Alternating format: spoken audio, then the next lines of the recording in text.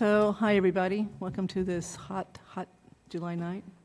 So I'll call the select board meeting to order at 6:30 on July 16th. I just got back from Tennessee last night, which is normally hotter than here, but I don't think we've got them beat by much. So anyway, we will persevere. Okay, so we always start our meetings out with public comment, which is for topics that are not on the agenda for the public to let us know about anything they think we should know. There's no one here. Anybody in the audience? Okay. So can you bring over Ms. Houlihan?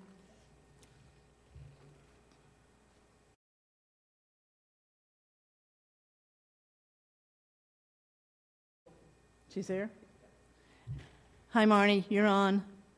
Thank you. Marnie Houlihan, 26 Clifford Road. The agenda item is on there about my open meeting law complaint. You usually do not allow public comment in between, so my only comment is I'm not satisfied with town council's response, and I will be pursuing with the Attorney General office on, I still do not believe that you guys properly filed the right documentation to hold a discussion without public notice. That's all I wanted to let you know. I know you're voting on that later today, but I just wanted to let you know I will be pursuing that further.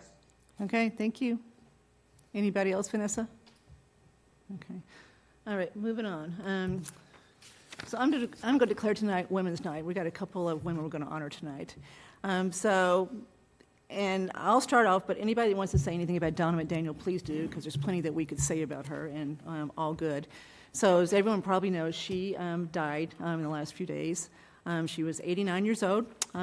She did a lot of things in this life. We could talk about her for a long time. I know Vanessa knew her well. I used to carry her back and forth to town meeting when she stopped driving the last few years.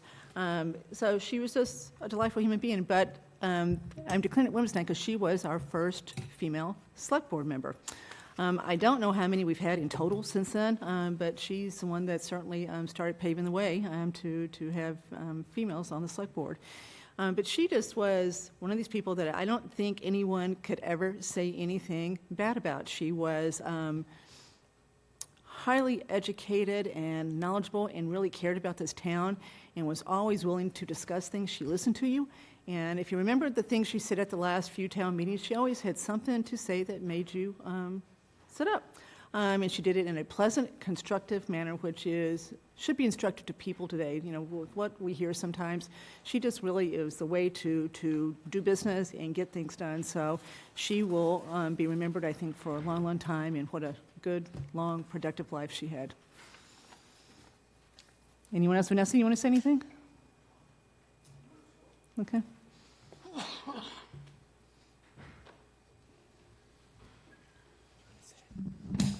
No, the one thing I just wanted to add that we were talking about her recently in some of my communication with different people involved in the tricentennial, that a number of years ago, Donna sat down and did a lot of oral histories with people like John Boland and many others, some of our World War II veterans who have now passed away, because she really wanted their stories, written down in paper. So, other residents and younger folks in Southborough, really knew what those contributions were. So, in addition, she was our editor of the annual town report for quite a few years. She started by helping us, put together all the written content for our very first website. So, in addition to, of course, her work here on the select board, I just wanted to note some of the other wonderful things she provided to the town. And I'll also add that one year I was sitting at the front and looked out. She got to the microphone and she waved at me like this. I'd forgotten to pick her up for town meeting, and she was letting me know it in a very nice way. And she'd gotten a ride there. And of course, the minute I saw her, I knew what I'd done. But she forgave me, and because that's who she was. So anyway, okay, moving on. So the next item is going to be the promised review of the retiree health program that we started 1/1/24. So as most people know, we've got an informal committee that meets to discuss the insurance needs of all, including the retirees. So tonight, Ryan Donovan is representing that group, and as well as Brian Ballantyne.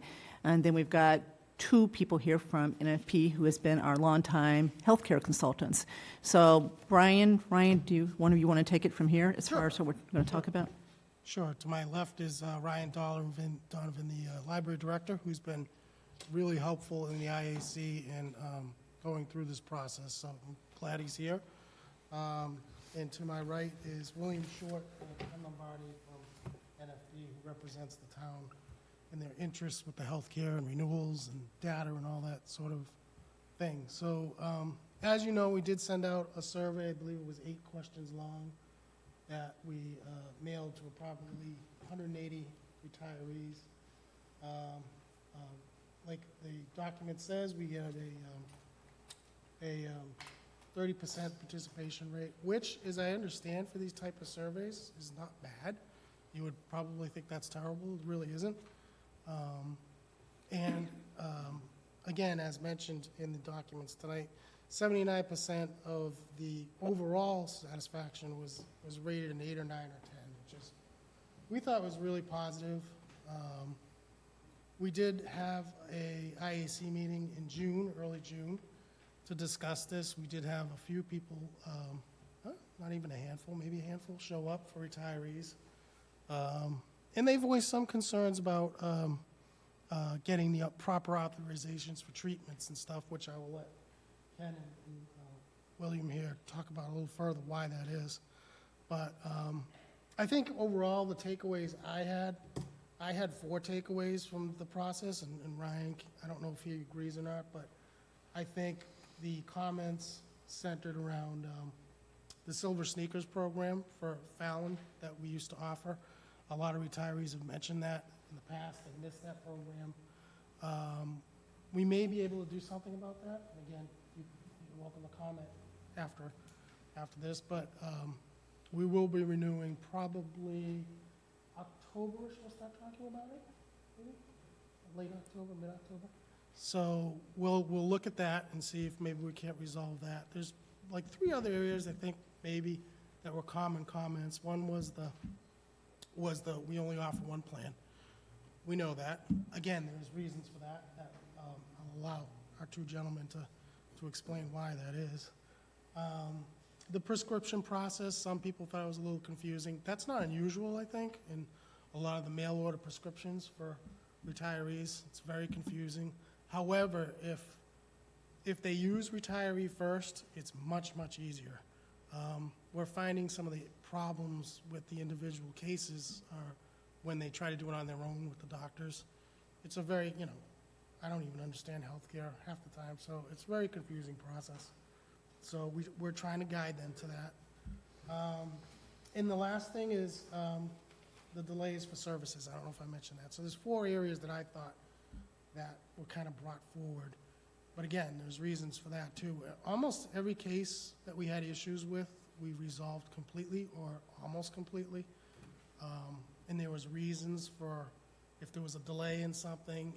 Once you dug into every situation, you can see what happened at the doctor's office or what happened with the process of why it may have gotten delayed or something. So where I think overall, I'm fairly satisfied with the program. I think it's really good.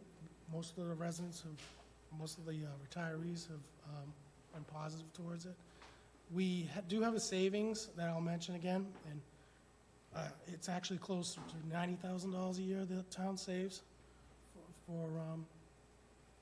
for this plan, and more importantly, the retirees are saving more than double that on their end. So it's a lot of, we did hear a lot about that too, how they appreciate the savings, fixed incomes and all that. It's important for the retirees. We forget that sometimes a little money goes a long way for them. So, Ryan, I don't know if you have anything to add. Yeah, I don't have a lot to add. I will say I've been on the IAC for years, and we haven't really had members of the public ever come to our meetings. So it's actually been nice to interface with some of the retirees, even if it is at times when they're frustrated about navigating the process. But I will say, I think I've been pleasantly surprised, and I think so is Janice Conlon, who kind of represents the retirees, in how successful this has been for the most part. I mean, I think with any healthcare transition, there are going to be a few hiccups, a few bumps, but I really have to commend Brian and Emily in Brian's office for spending necessary time with retirees, going over the changes and then really responding to them as quickly as they can. And we've tried to resolve those issues as fast as possible, I think. So that's all I'll say. Just thanking Brian and Emily too. I think that's important because they really spearheaded the charge in this. And yeah. So have comments about the plan or in general, some things we talked about Medicare and future? You'll have to come up, you have to Need the mic- grab the mic, microphone. Yeah, we can. Just to echo one of the items that Brian mentioned was, retiree first, the concierge service that we do have as part of the program has been instrumental for a number of retirees. I think overall, we continue to try and educate retirees. If they're attending a meeting here, we talk about the retiree first and making sure that you're engaging with retiree first if there's any questions or concerns, not only from a physician standpoint, but if there are questions around Medicare, if they have questions about their eligibility and so forth. So from that standpoint, that plays a key role in just getting retirees to make that call first. Brian mentioned pre-authorizations and a couple of delays we had with pre-authorizations for care.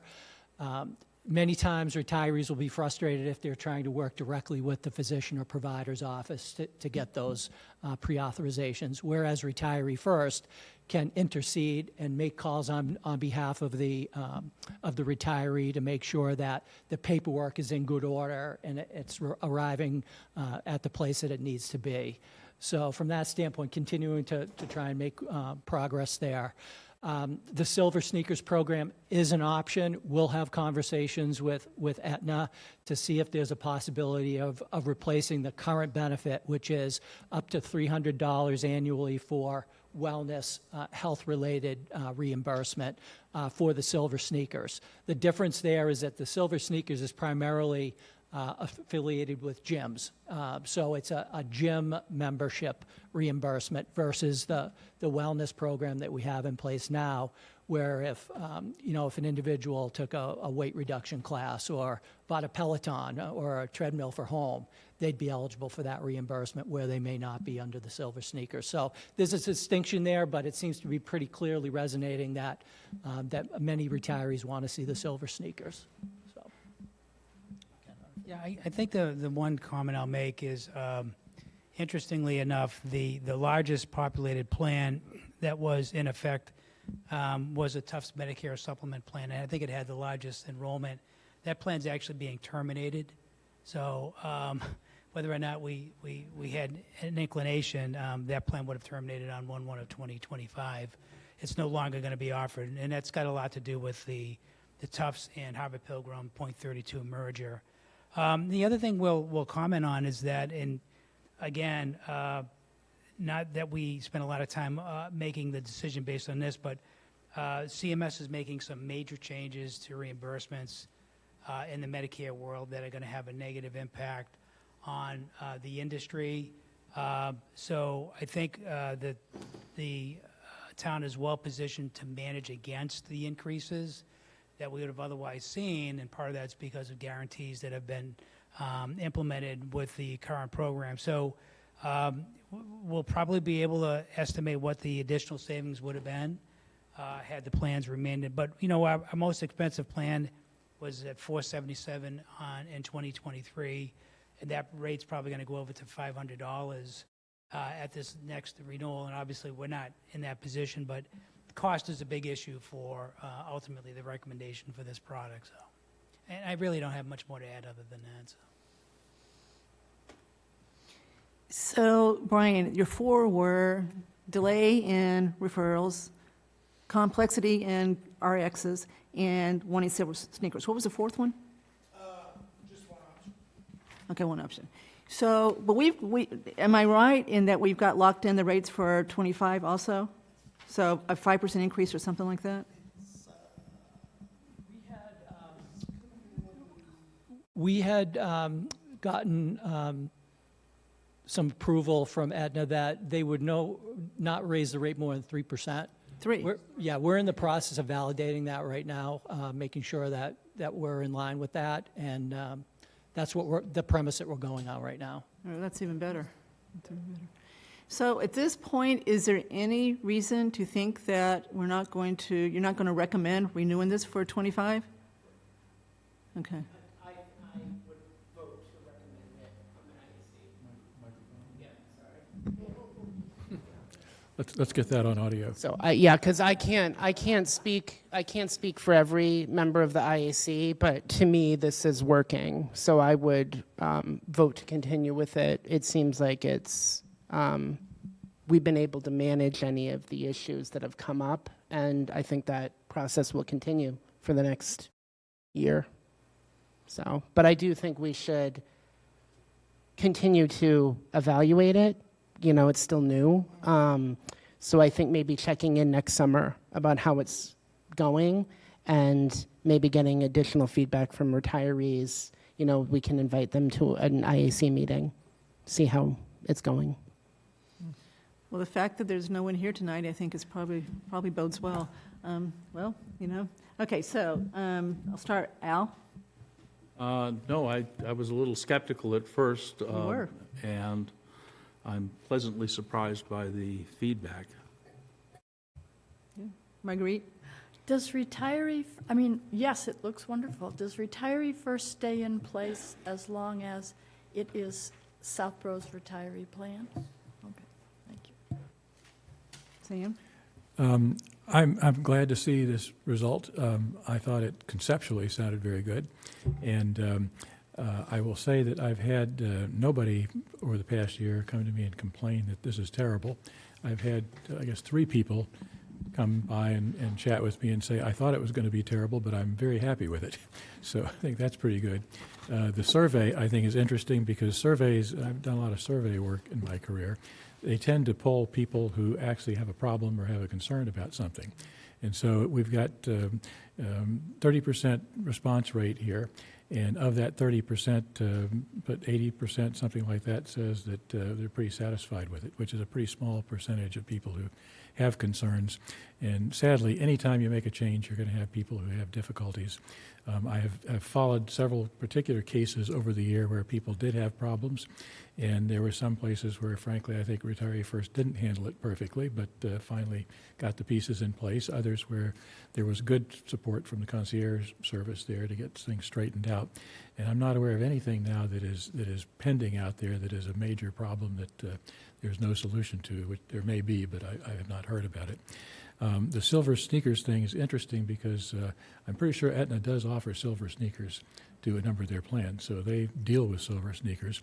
I think the point that you make is interesting in that my view is that the wellness benefit, for me at least, would be far more flexible than silver sneakers. I would much rather have the opportunity to take the money and buy the program that I want versus just having silver sneakers and basically being forced into that. That's a great program. I actually knew the people who actually started that years ago. And again, a good program, and many people can benefit from it. But to me, a choice of approach there is something that's pretty valuable. And apparently not everybody shares that view. So we'll see what happens with that. But again, it sounds like it's going exceptionally well, particularly given the concerns a lot of people raised originally. And I think it makes a lot of sense to renew and as Ryan suggests, continue to evaluate as it goes along and make sure that it's going to continue to perform. And a 3% increase for next year is remarkable. People, I don't think, appreciate the pressure that healthcare is under in terms of price increases. In my day job, you hope for 10% or less and take a little more these days. So that's great, assuming that's going to come in pretty much on that track. So again, good job and hope it continues. Thank you. We'd love to have 3% on the active side. My goodness. Andrew? I don't really have anything to say that hasn't already been said. So maybe before you really decide, if Aetna agrees to do silver sneakers, maybe you still want to make sure that people really understand what they're giving up here. Grass is always greener on the other side. But I agree with Sam. I'd much rather have the flexibility of spending the $300 the way I want to versus being told this is where you got to go. So I would make that decision very cautiously so that you don't get then the big outcry for wanting the $300 back. Right. All right. So, thank you, guys. This is great. Do we need to vote on something? No? Don't- What do you want to vote on? Just to continue as is? Vote on that we're happy with the program? Yeah, okay, No, I don't, I know nothing we were supposed to vote on tonight. good. Thank you, you. guys. Thank you. Thank you. Thank you, NFP. Thank you.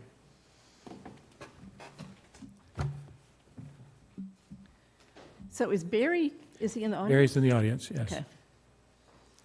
So Vanessa, you want to bring Barry over, and Barry's going to need to call the cable committee to order, because he definitely has a quorum. They're all here. Great.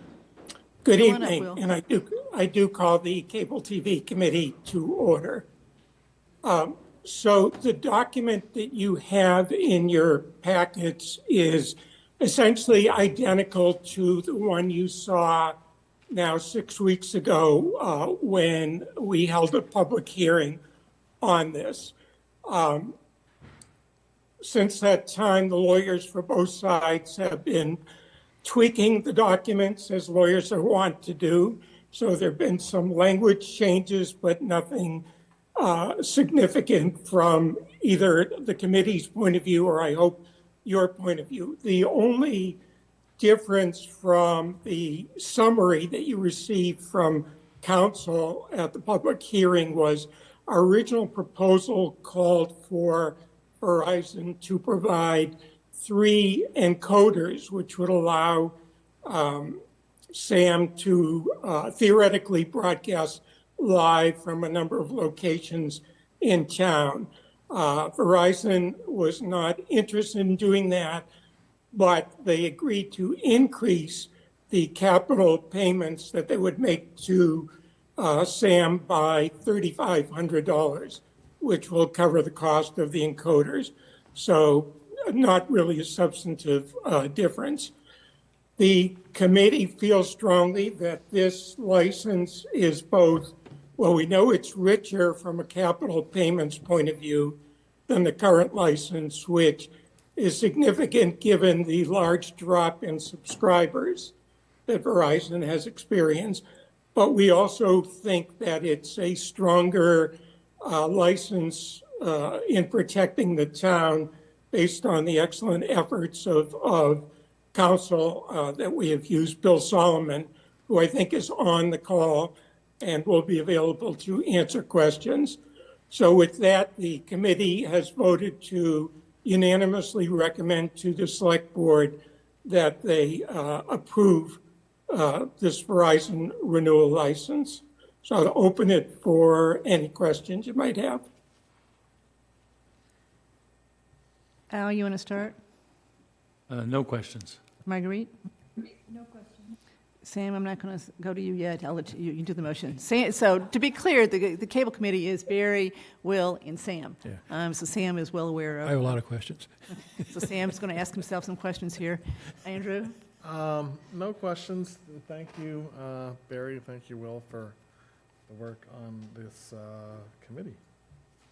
So I've got one question or one request. So as everyone probably knows, SAM, Southborough Access Media, is a separate 501c3. It was formed, I don't know, it's probably 10 years now, 15 years.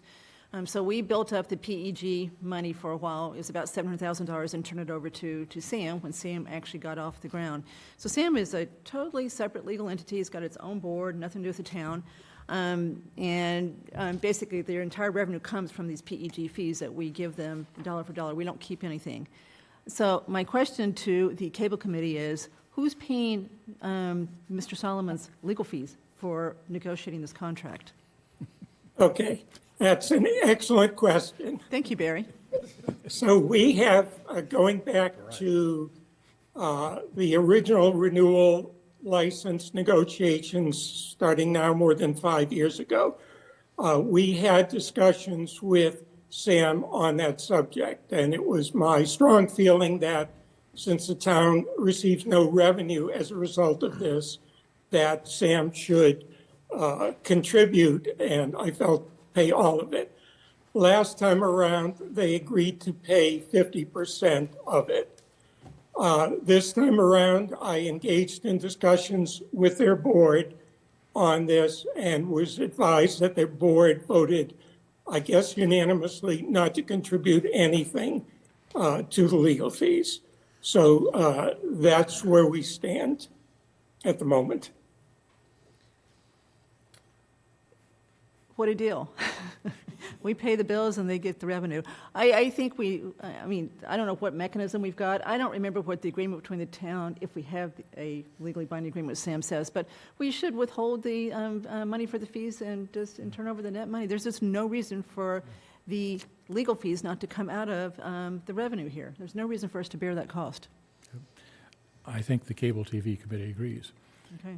And in fact, there was an agreement with Sam about passing the fees along to them from 2016 or 15 that, according to town council, is no longer in force. So, and it's clear that by law that money comes to the town first. So that goes through us, and we would have the opportunity to remove that amount of money from what Sam gets if we chose to. But ideally, we want to continue to, I think, talk with them and reach an agreement. But Barry, as he said, has approached them and didn't get very far, so. Well, maybe you go TBD. back and say select board feels strongly, assuming everybody else feels strongly, that the legal fee should be paid out of the revenue. There's no reason for us to bear that cost if we're going to give them 100% of the revenue. I'd take a deal like that all day long. Will, do you agree? Oh, yes. Okay, all right, so hopefully we'll hear back from you guys. I'm happy to help. Okay. You think what? I'm happy to approach them again and continue the dialogue. Okay. All right, so good job, guys. It sounds like this is a really nice contract, more revenue, and got this one done. This is 5 years? 5 years, I guess the early out is about 2.5 years if they choose to. But Kathy, I'd also comment that this has been running for a long time now, this agreement, and the cable world is changing dramatically, moving strongly towards streaming. Verizon's customers have dropped substantially over the last 5 or 10 years. And same thing for Comcast and Charter, our other two carriers. And so I think this is a really good deal in that we got more money for capital from them.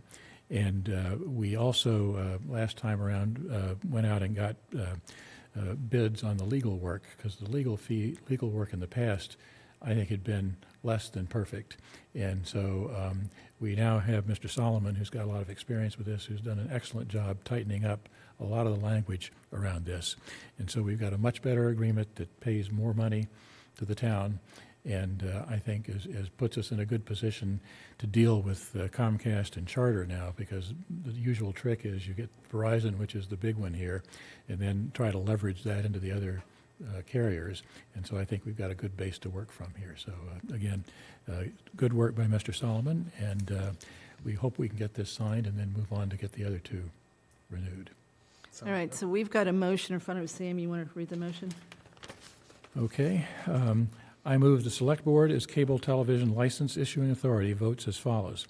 To grant a cable television renewal license with an effective date of November 26, 2024 to Verizon New England, all terms and conditions contained in the renewal license having been signed by Verizon, and Verizon by and through its representative will execute the renewal license as set out in the signature page of the license as signed by the board consistent herewith, and the agreement is the agreement in the packet. Do we have a second? Second, one thing in the packet, we need to update as me as the chair. Yeah, we've actually fixed that, Okay, sorry. all right. That typo. Minor. Okay, so we've got a motion, we've got a second. Any further discussion? So all in favor of approving the new Verizon contract? 5-0. So thank you, Barry, very much for doing this. Thank you, Will. Thank you, Sam. And thank you, Bill Solomon. Thank you very Thank you, much. Bill Solomon, absolutely. So, Thank you. Barry, I move to adjourn the Cable TV Committee meeting. All in favor? Aye. We are adjourned. Thank you all. Thank you. Appreciate it. Come on up, Kat.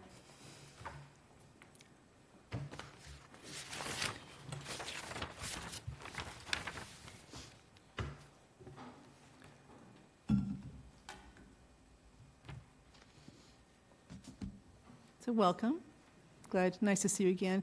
So why don't you introduce yourself, and then I've got one quick question before you get started. Yes, Catherine McKee, 18 Walnut Drive, and Southborough Trails Committee Chair. So on the memo you wrote, can you just look and see, look under number 2, is 2C a typo? It says to spend 45,000 instead of 15? That's correct. Okay, so you're asking to increase the 15 to 45? I'm asking just to move it from one bucket to another. That's Okay, so that wasn't clear, so make it clear before you leave. Okay, Can you so speak it's all more yours. Closer to the microphone there. Can you hear me? That sounds like it's live. Okay, good. You can hear me? Yep. It's still pretty, Can you hear me now? That's that's better. better. Great. Okay. Do you want me to start, or do you have? Yeah, go ahead. So the primary reason we're here is twofold. One is we've already received an approval from the Select Board for ARPA funds. So we're here to make specific requests of that approved funding to appropriate for projects that we had assigned the money for. So, and then to also just provide an update on the Peninsula Trail Phase 2, so that you know where we're at with that. Okay? So I'll start with the update on the project. Basically, where we are is Beals and Thomas is our engineering services firm, and they have started the process of the permitting. So we've done the wetland delineation, we've gathered the documents, they're putting together the permitting information and they're going to be presenting in front of the Southborough and Conservation Commissions in August. And we should be submitting for an NOI and RDA in that time frame, and hopefully we'll have that permitting. And it does depend on the Mass DEP, how long they'll process the permitting, which there have been some delays, we've been told. So hopefully we'll be ready and prepared to go to bid in September, so they can continue to prepare the bid documents. So this is the trail itself? Yeah, this is the bridge and boardwalk part of the Okay. trail. Okay. All right. Okay. So any questions on that? So maybe, let's start out with just a recap for the board, what you've been approved for, just to make sure, because there's 3 buckets here as far as I'm concerned, right? So why don't you just go through each bucket? Okay. Was So- all ARPA. Have you got CPC money too? Yes. Okay, so talk about the 3 things and then where the funding's coming from. And I've got the spreadsheet here so I can, Okay, so the Verify select board everything. approved an amount of 144,547, right? That's one bucket. That was for the Peninsula Trail. Basically, we're spending that money on the boardwalk and, well, right now we're spending on the engineering services for the boardwalk and bridge. The second bucket was 15,000 for a crosswalk. A third bucket was 12,500 for trail enhancements. And that's just ARPA. okay. Okay. Okay, so got that. Now go back. So I interrupted, so go back to where you were. So we got our buckets, so now talk about each piece of it. Great. So number one, the engineering services. So what we're asking to do is spend up to 35,000 of our 144 that's already been approved for engineering services for paving of the 2 ADA parking spots that we have already created with in-kind support from DPW, and for the engineering services to do the paving. Okay, so you want us tonight to approve up to 35K for that bucket? Yes, and Okay. we don't expect to spend that, but And that's coming out of the 144? correct. Okay. That's, we have a buffer in there, just in case there's unexpected things, because that is coming up. Understand. Keep going. Okay. Crosswalk number 2. So we originally had 15,000, and that was based on an estimate we received from VHB a few years ago. So since then, the reason I've increased that number is because there's a few unknowns. It has to do with the placement of the crosswalk is going to be, and whether we can just do stripes, or if we have to do flashing beacons and stuff. And then we also have a Mass DOT permitting fee, which is 7,000, so there's additional cost embedded in that. So that's why that number is 45. And we're going out to quote to get 3 of those quotes. Okay, now, we've got 15 in the ARPA bucket for this. Where are you suggesting we get the other 30? The 144. So you want that to come out of the 144 too, okay.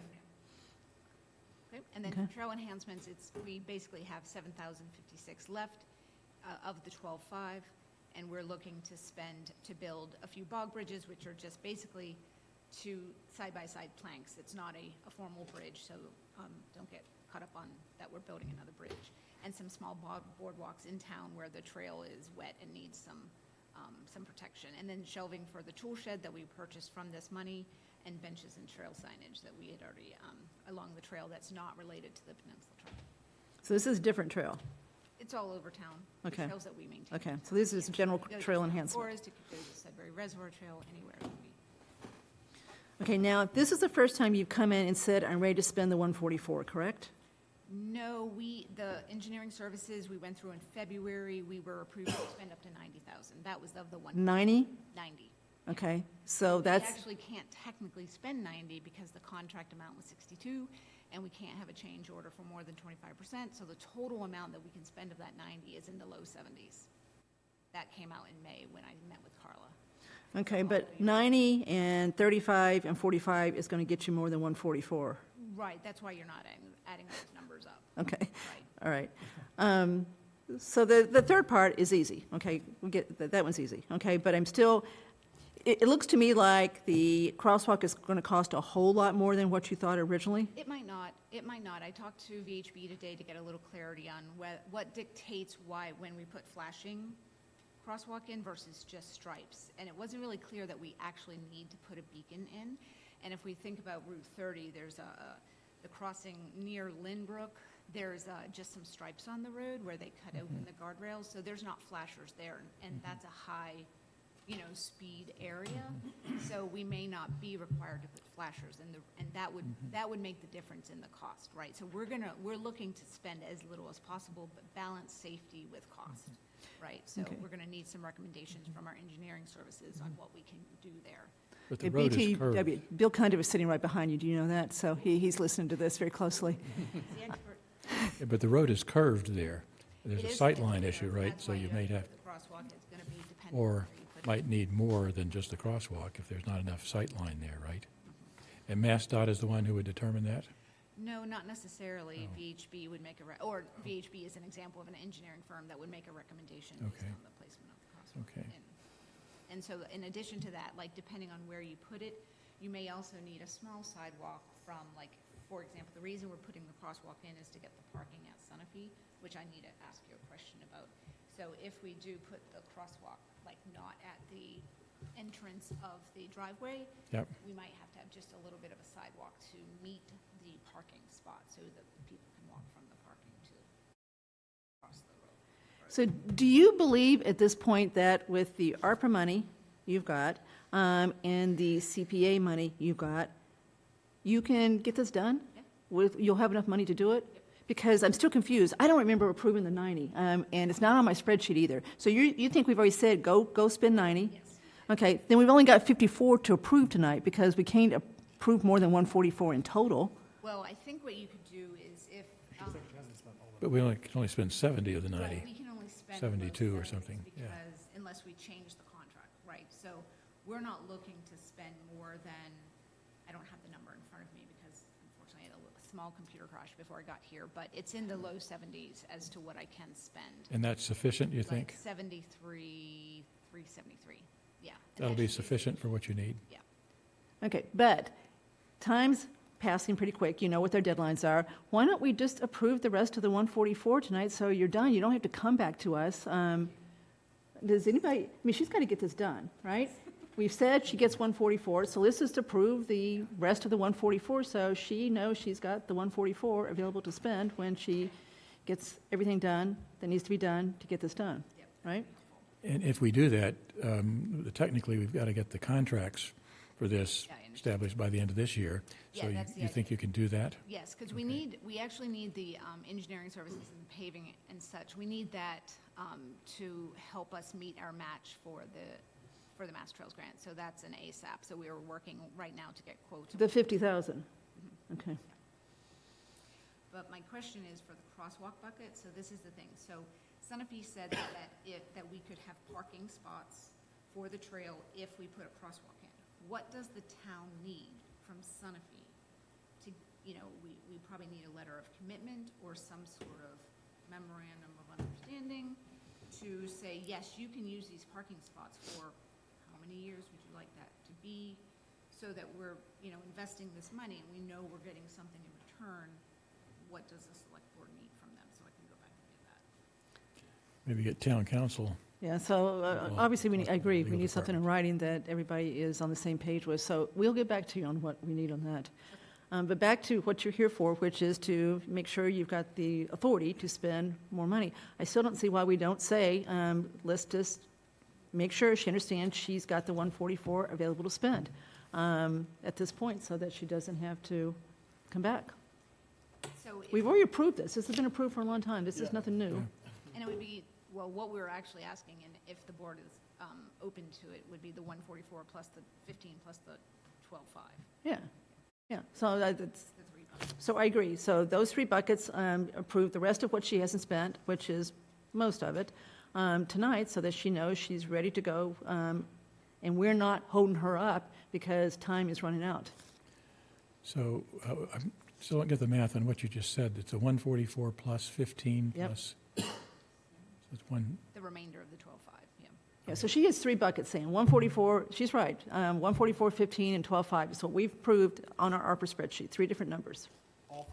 all from ARPA, okay. And then she's got the $50,000 grant from the state, and then she's got some CPA money on top of it. But that's not that's not our problem tonight, is those 2 things. Okay. Those are separate. Yeah, I'm okay with going ahead with it. Al? Yes. Marguerite? Absolutely, yep. Yes, and then what will the remaining CPC? Okay, I see what the Mass Trails grant money would be used for. And then for the CPC funds, well, Yes, so what we're going to be using the CPC funds is we're going to bid, right? So the engineering services are putting together a bid package for the Yep. boardwalk, bridge, and project manager. So the CPC funds will be used for that. Okay. And ideally, in a perfect world, we go under budget and we don't spend all the CPC money. okay, thanks. So, Kat, the trick is use the ARPA money first, That's what we're trying to right? You got to get this money committed, and it's got to be committed. Doesn't have to be, but it's got to be committed, legally committed by 12/31/24. And I know Carla is reminding everybody quite frequently. So, We're working closely with Carla. She's got lots of any comment? information from us. No, I think just to be clear, the board has allocated funds for projects, but the way that, and I think the reason the CAT is back before you this evening is because now they're looking to make specific expenditures from the allocation. I don't disagree with what you want to do tonight, though, given in the interest of time. I mean, we only have 1 meeting in August, and then we got town meetings, so I just Right.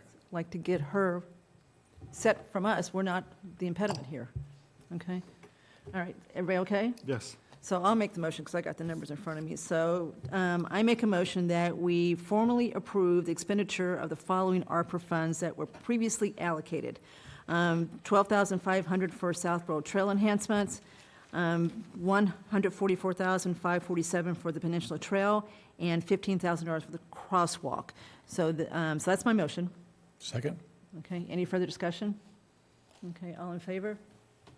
Okay, so you got your money. You're approved to go. Thank you. Okay. Great. And then for timeline on the requirement from the town council, is that something we could put on a fast track, just so I can make sure I'm connecting with them and that we're all on the same page? Because we're not going to do the crosswalk unless we have the appropriate. Yeah. All right, we will fast track it. Seems to me that one, there's a gating factor there in terms of what do we want to ask for?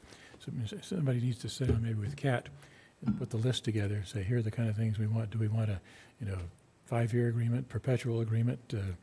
Any other requirements around that in terms I would of what? ask for 10 year at least. Yeah, what Okay, so why don't you start it? You send an email to Mark, copy Andrew and I, and just say, these are the things I think you need to consider in the agreement with. So how do I say, is it Sanofi or Sanofi? I never know. I don't know. They use both, Sanofi? actually. Sanofi? Sanofi, yeah. Okay, so we'll say it's Sanofi. And so maybe with that list, then the two of you work with town council to get whatever agreement Yeah, we need. all right. Thank you for coming. Can I say your perseverance is truly amazing? We hope this is the year that it's fruitful. Looking forward to walking on that trail. I'm glad to see your mobility is Yeah. impressive, too. Climbing small mountains now, so we're getting there. Good, good. And thank you for your support. Thank you. Good night. Mr. Cundiff, come on up.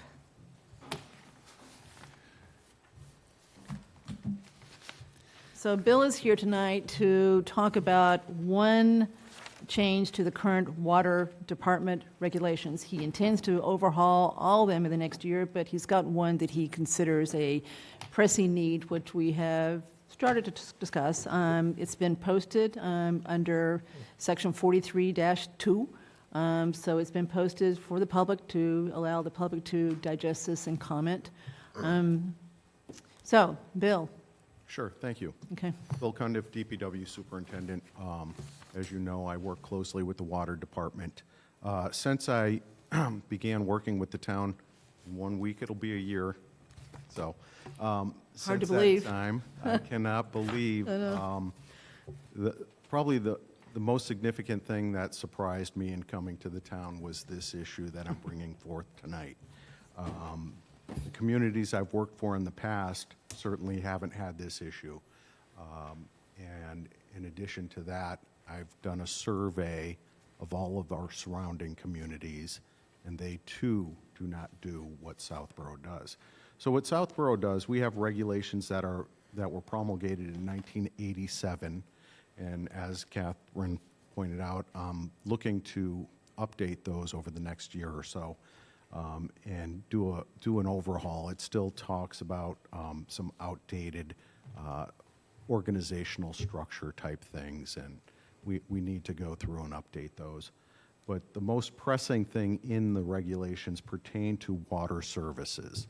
And currently, the regulation reads, all service pipes 1 inch in diameter and less, up to and including the shutoff valve before the meter, shall be maintained by the water department. And the issue with doing that is it allows us through regulation to go on private property and repair service lines that are on the private property. So we periodically throughout the year we monitor leaks in the system. Periodically throughout the year, we'll find that sometimes these service connections are prone to failure. And that means that we'll send a crew out, often either weekends or nights, to repair the leaking service line.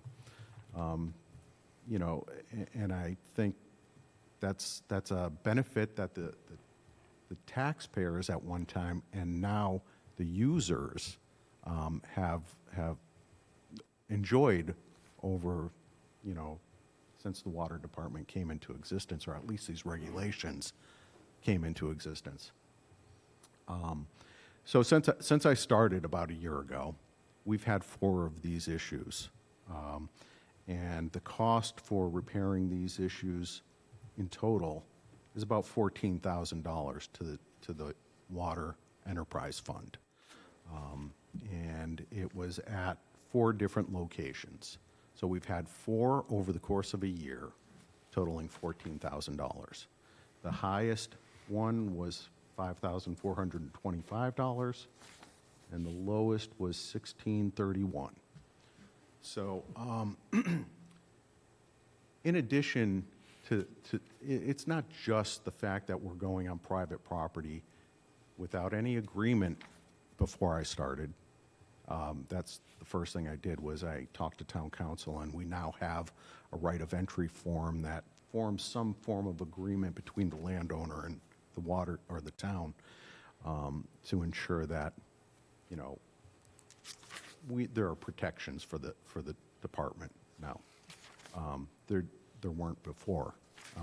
We've had issues where we've gone on private property and, private owners have had concern with, plants that they've had, driveways being dug up, walkways settling after we've left, interior cabinets having problems with interior cabinets that we've had to remove to access piping.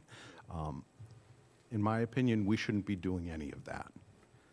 These physical features that have been put in after the water line has been installed, we now have to deal with to repair a service. So as I pointed out, I surveyed all surrounding towns, the 2 towns I came from. None of these towns or communities perform work on the private property. They inform the owner of the leak. The owner then has an obligation to repair the leak. And, you know, often the towns will run a temporary line to the house to give them some period of time. We don't like to do that for very long. So I asked our chief water operator, you know, give me a few of your stories, experiences in doing these things. And in doing it, he's encountered septic systems where they've hit and destroyed distribution boxes, sometimes trenches for the septic system.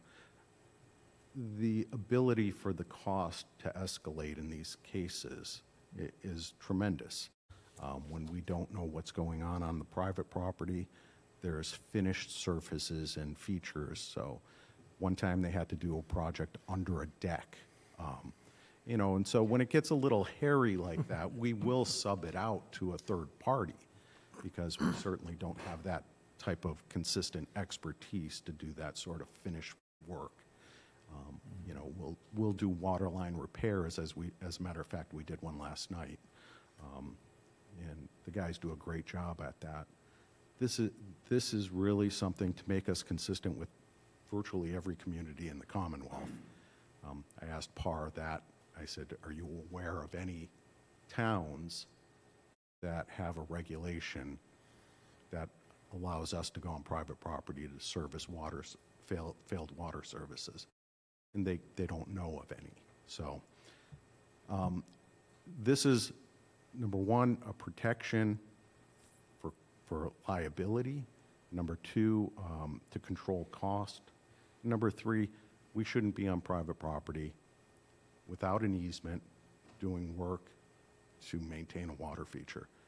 So the proposed change I have reads, all water service pipes located between the water main and the curb stop shall be maintained by the water department. So from the main to the curb stop, we own, which is generally roughly at the property line. Water services located between the curb stop and the water meter shall be maintained by the customer/owner. Water service leaks between the curb stop and the meter may result in water shutoff until the leak is repaired. Now, of course, that's going to be a case-by-case basis.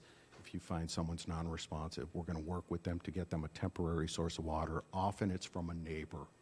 And every condition's going to be, you know, unique, but we'll work with them to the extent possible. This is not punitive. This is intended to improve the operation we have. Can I ask a question, Kathy? Of course you can ask a question, Marguerite. I didn't know if I was speaking out of turn. How do you know when a water line between the curb and the house is broken? There's a number of ways. Watch for the water spout. Sometimes you'll see the water coming up out of the ground. Other times it might be a slower leak, and annually or semi-annually, we will have a leak detection company come out, and they will identify locations that have leaks. You can hear that underground with the right Correct. sensitive audio equipment, actually. Al? And so I have personal experience with this since I had to replace a water main in another house, or the water line, and certainly the town I lived in did not offer to help. I mean, they were, other than helping me figure out where the water line was. So, and I agree with you. I think, you know, we should not generally be having public employees working on private property. I will note that you said you replaced 4 lines for $14,000. Gosh, that's a really good deal. I mean, quite seriously. I mean, I replaced the water line in, I think it was the early '80s, and I think I paid $5,000 or $6,000 to have it replaced. So maybe there's an opportunity for the town to make some money here. No, seriously, you know, we should not be working on private property as a general rule. May I add to that? Of course. To that point, granted, we're not putting a profit margin on our work, okay? It's pretty much at cost. And I'm sure there's omissions in that list I gave you. Yeah, you're not financing the equipment and stuff like that. You're Correct. using the stuff you already have, but And the supervisory costs and all the overhead's not here either. This is truly the labor, direct labor. That's correct. Mm-hmm. But to my point, it's actually, from a cost perspective, a lower cost than I anticipated per break or leak. So to that point, you know, I was a little nervous that it'd be $10,000 per issue, and that's not what I'm seeing based on the analytical. But again, this is only 1 year of data, so bear that in mind. Yep, yep. you never know what you're going to find when you start digging. That's right. We've got some houses with very long driveways in this town, so you could see this be an number issue. getting quite big if one of those were to break. Sam? My turn. I think this is the right decision, not only for the liability issues that you mentioned, but for me, it's sort of what's reasonable in the sense that for my house, for example, my builder put my water line in long ago. And if my builder did a poor job on that, then it seemed to me very unreasonable for the town to come in and backstop that job that was not done properly. I, as a property owner, should have seen that that was done right and bear the cost of any fix that's required for that less than perfect work. So I think for me, that's a strong rationale as well. There are some people who've told me that they think the town put their water line in, which may be the case, but probably many years ago, as a matter of fact. And I guess my view of that one is that they got a real bonus on that. So now it's time to pay their fair share of that, I think, in terms of service that everybody else should be paying for here. Also, people have expressed concern to me about hardship. If somebody who's having financial difficulties and can't afford $5,000 or whatever for a water line fix, I'd point out that there are various programs in town to help people who have financial difficulty, which is unrelated to the water department. And so, for example, the Board of Commissioners of Trust Funds have trust funds that are able to help people who have financial hardship. Senior Center has some emergency funds. Youth and Family has some emergency funds to help people. And often, all three of those institutions work together with the Community Fund, for example, to find ways to support people when they have severe financial needs. So I think there are mechanisms for that, if people have questions about that, they can certainly call the Select Board office to ask for those kind of resources. And the other suggestion I'd make is that if my water line broke, I wouldn't know who to call other than my usual plumber, who I probably wouldn't call him actually for a variety of reasons. But my guess is that DPW has contractors that you work with for this kind of stuff. And if DPW had a list of contractors that you have worked with, but do not endorse, we don't want to endorse people necessarily, but here are people who do this kind of work that you might contact to do the work. I think that would be a good way to get people a start in the right direction to get it done. So, Sure, usually we would give out 3 names. yeah, okay, good. So don't leave people in the lurch, either financially or contractor-wise there. I think that, again, this is long overdue, makes good sense to do it, and it's been a great benefit for people. But sadly, there are many things that we can no longer afford to do that are great benefits, and we got to be very careful about opening that door. So, You know, of course, historically, we operated on the tax base. We relied on the tax base. And Yep. only recently, we transitioned to an enterprise fund. So we're no longer sharing the burden of the cost of these types of things. yep. So, You're on your own. yep. Right. So I certainly support this. Andrew?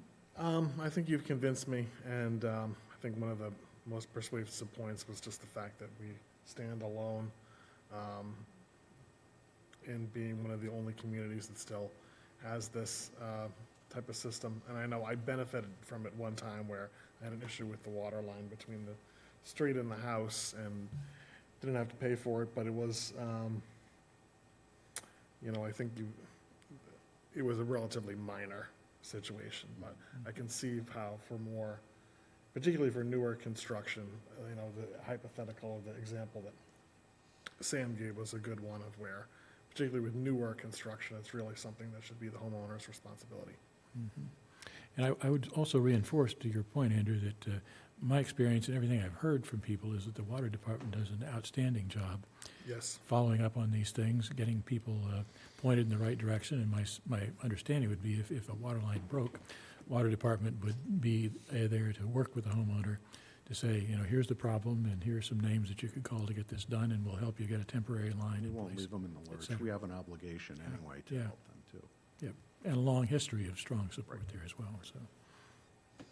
I think that last statement's very important. You're not going to leave anybody in the lurch. One just factoid to add, I actually was talking to Kevin Miller yesterday, and he's done a lot of research because of the water tower in the cemetery. And apparently when the Southborough Water Department was formed in the 1930s, I think, he said that the town did pay for all the connections. So there probably are some pipes on the ground that the town did pay for. There was a fee charge, which, I don't know what it would be in today's dollars, probably small. It would sound small because it's $1930, but we did put those initial pipes in for people. So I'm convinced too. I don't need to ask any further questions. I think it sounds Kevin like. has his hand up. Who does? Kevin. Okay. So Vanessa, can you bring Kevin over? Hi, Select Board. Can you hear me? We can hear you. Go ahead.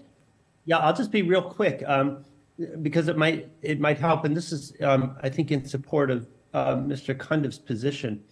The annual town report of 1930, town water service was voted in at a special town meeting in December of 1929.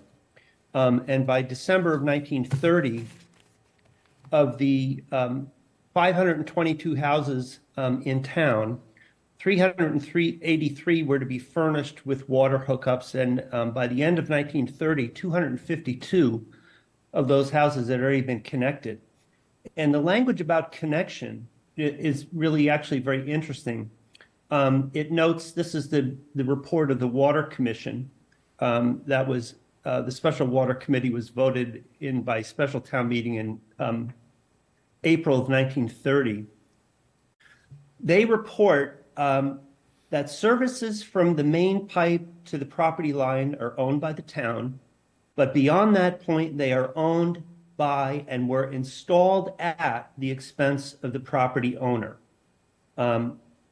So, in fact, the way those lines were laid initially in 1930 was that they were laid by the water department under the direction of Thomas J. Boland, but paid for and understood as being owned by the homeowners. And people paid, if you're curious, in a range from a man named John Pierce paid $6.71 to hook up. William Boland paid $23.88. St. Mark's School paid $115, and the Southborough Arms paid $53.52 to hook up.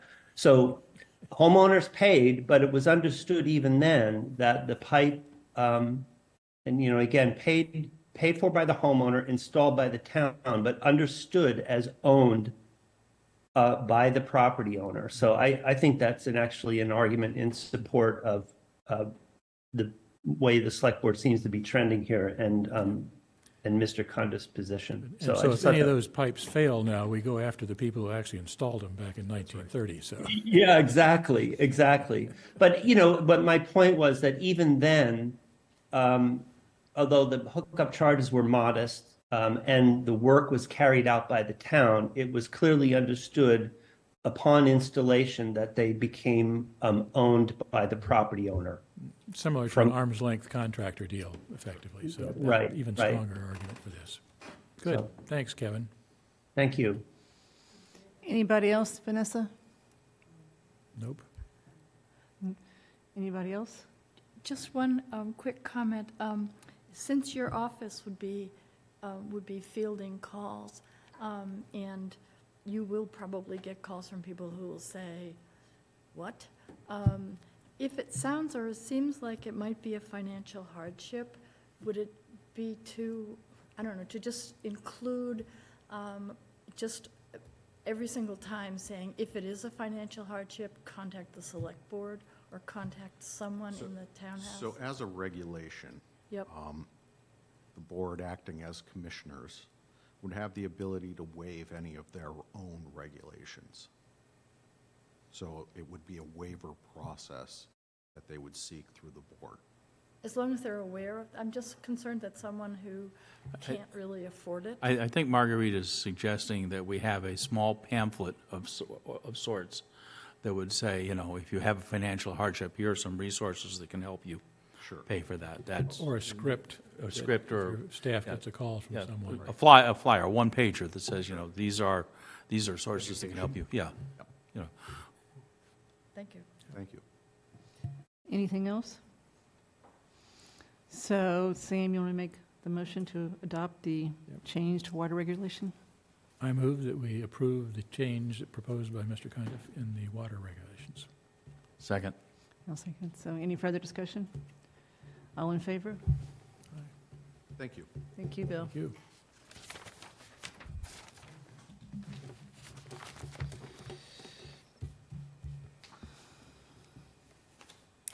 I also want to mention for those that may be tuning in, although it doesn't sound like there's a lot tuning in tonight, that we had on the agenda to also approve the updated transfer station rules and regulations, but we had a snafu as far as it being posted appropriately per Andrew's bylaw 43.2. So out of abundance of caution, we pulled that from the agenda, and we are reposting that. Andrew, you're never going to live this one down. We're going to repost it. It has been reposted, so we're going to wait. It was a good idea, I think. We're going to wait 7 days and just make sure anyone, there's very little being changed on this, but there are some changes, so we'll just do it right, and we will approve that one shortly. Okay. All right, so reports. So I've got 3 things. So again, remember, this is Women's Night. So we've got a new female firefighter, Tiffany Martinez. So Tiffany recently graduated from, let me make sure I get this right. So she went to the 50-day career recruit firefighting training program, along with, let's see, about 15 people, it sounds like, from towns all around us. So she is now working as a full-time firefighter in the fire department. And there she is, behind us. So she's the one, so this is the class, right? Okay.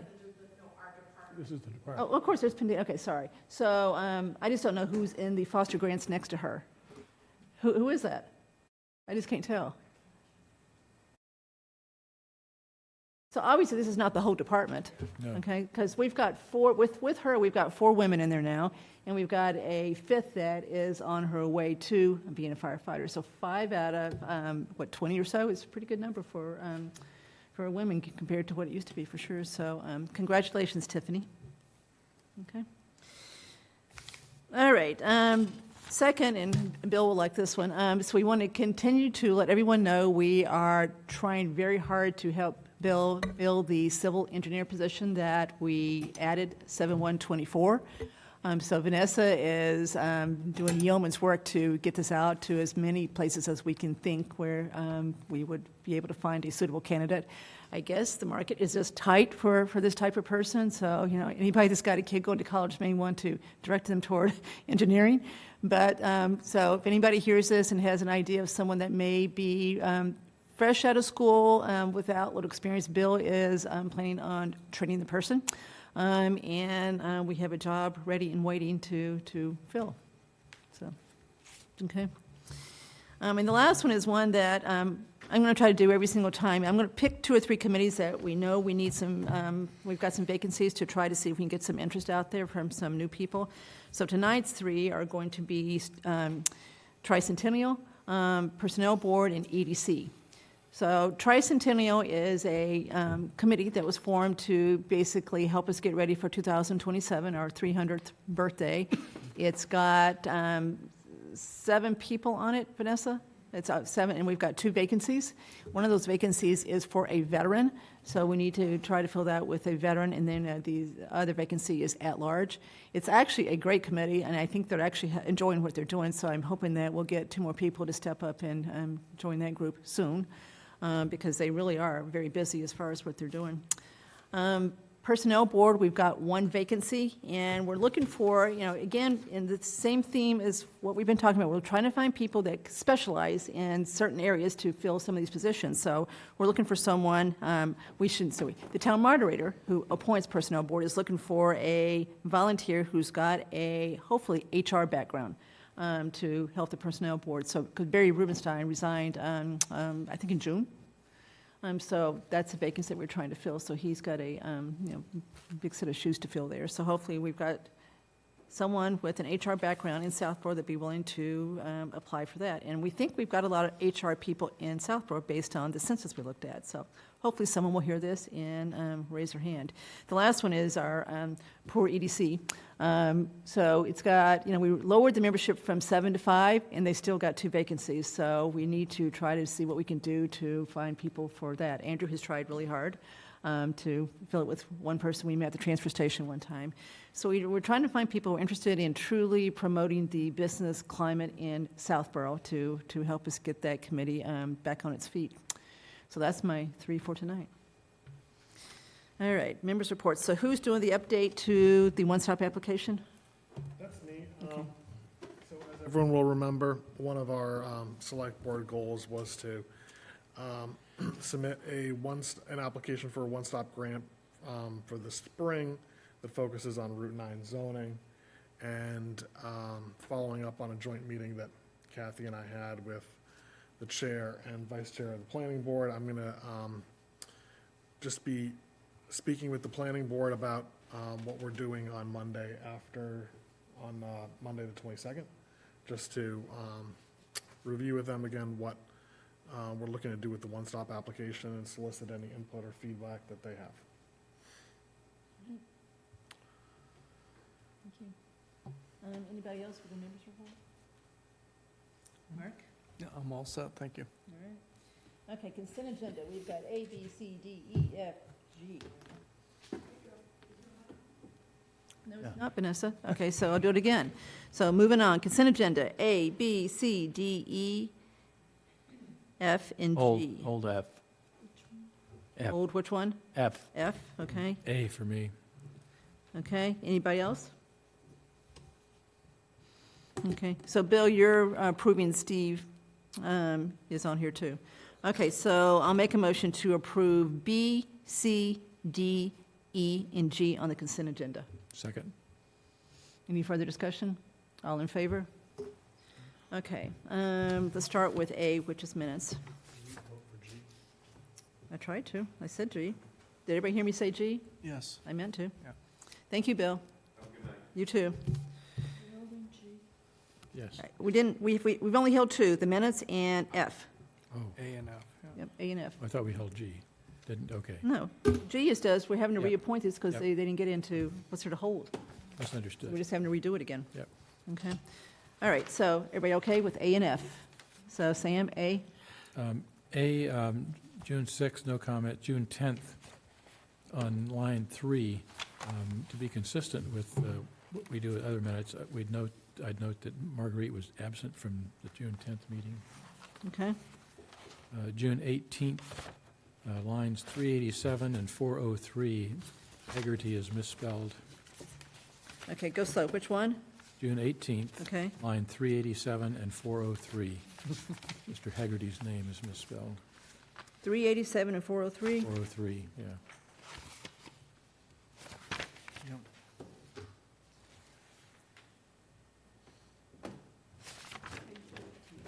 E-R-T instead of A-R-T-Y. It's spelled right at 403. Okay, I thought both of them were E-R-T-Y. Well, whatever. So we're talking Jim Haggerty. But I agree with you on 387. Okay. Wow, okay. Okay, so 387 is Jim Haggerty too? Yeah, Okay, so, okay, Haggerty's wrong.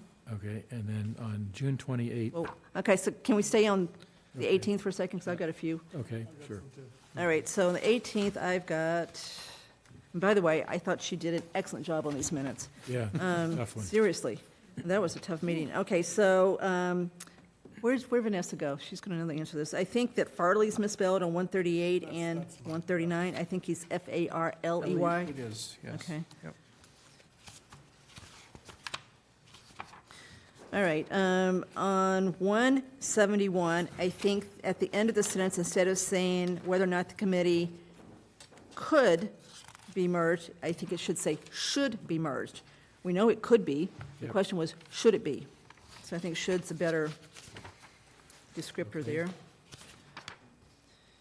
Okay, now this is one, so look at lines 254, 55, 56. Al, this is for you. Mr. Hamilton reported that he met with the trustees of Chestnut Hill Farm and discussed the return of farming to the site. The trustees stated that a potential barrier to becoming an agricultural site is that they've experienced difficulty obtaining liquor licenses. Did they say that? Yeah. Okay. Yes. Okay, I understand they want the liquor license, I get that, but why is that a barrier to becoming an agricultural site? It's really a question of. Raising money? Yeah, it's really a question of sort of having agriculture be the profitable enterprise. And, you know, so it was the liquor licenses were centered around their farm dinners. Okay. And, you know, it's really a question of, you know, creating the conditions that allow them to run a profitable enterprise. Okay, so they're trying to raise some more money to. Yeah, Okay, yeah. all right, so then that's fine. Okay, that's all I've got. Andrew? No, you mentioned the only change that I had, which was to Farley's last name. All right, okay, so now, Sam? What have you got on the last set? Okay, on 28th? 28th, line 13 and 29, Houlihan is misspelled. Ooh. That's a tough name to spell, so she spelled it phonetically. Okay, so Houlihan, it's Houlihan, I think? Hoolahan. Yeah, the I should be in What it. is it? A instead of I, Hoolahan. There's no U? No. Okay, all right, so, sorry, Marnie. Okay, so we'll get that one fixed. But again, I want us to go back to the 18th. She did a great job on those minutes. Yep. That was a tough meeting to do minutes for. Okay, so, Sam, you'll make a motion to approve all the minutes as amended. Second? Any further discussion? All in favor? Okay, Al, you have held F. Yeah. I think that particularly when we are talking about appointing people to committees with substantial scopes of authority, and the CPAC committee is certainly one of those, that we ought to actually interview the person to make sure that their views are aligned with the goals that this committee has stated. And so in particular, in this particular case, this committee has set as a goal to move the housing funds from the CPA funds to the Affordable Housing Trust Fund. And I think that we should be appointing people whose goals are aligned with the goals of this elected body. And so I have no axe to grind against Ms. Warden. I'm sure she's more than qualified, but I'd like to understand what her views are before we appoint her. I think in the past we have tended to not give sufficient consideration to that sort of matter. So you'd like this held till she comes in? Yes. Ms. Forman, okay. Anybody else? We talked with her fairly extensively when we appointed her. And I guess, Al, with all due respect, I'm less focused on making sure that somebody who signs the select board pledge when they get appointed to committees. I mean, I think that I have a reasonable confidence that most of the people we appoint are capable of evaluating the facts and exercising good judgment. And it's a delicate balance in the sense that I think you want to be supportive of people and you want to give them some rope to do what makes sense. So I guess I come down more on the side of flexibility. I know. Vanessa, you have a question?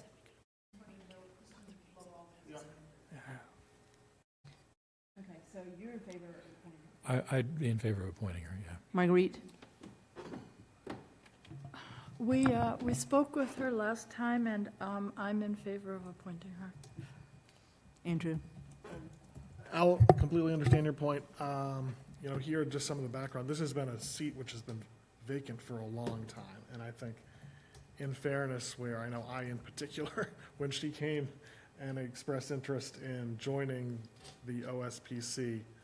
I had asked her some questions about whether she'd be interested in, whether we'd be able to get kind of a 2-for-1 by appointing someone to that committee. We finally get this other committee seat filled, particularly where, they face a quorum issue. I think I'm satisfied with appointing Ms. Warren to the CPC.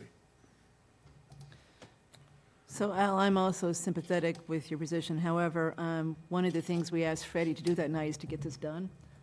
We asked her to get her minutes caught up, and we asked her to get this done, and they got it done. So because of that, I support appointing Sarah tonight to the CPC. All right. Okay, I will Anything move else, to Al? appoint Sarah Warden to the Community Preservation Act Committee. Second. All in favor? So that's a going to 4-1 vote. No, I'm going to abstain. Okay, so that's a 4-0-1 vote. Bridget. All right, thank you. Okay, so moving on. For this? Okay, bring her over. So bring over Kristen. Hi, thank you for bringing me over. Can you hear me? We can. I just want to clarify one thing to make sure I understood this question's directed to Mr. Hamilton, no one else.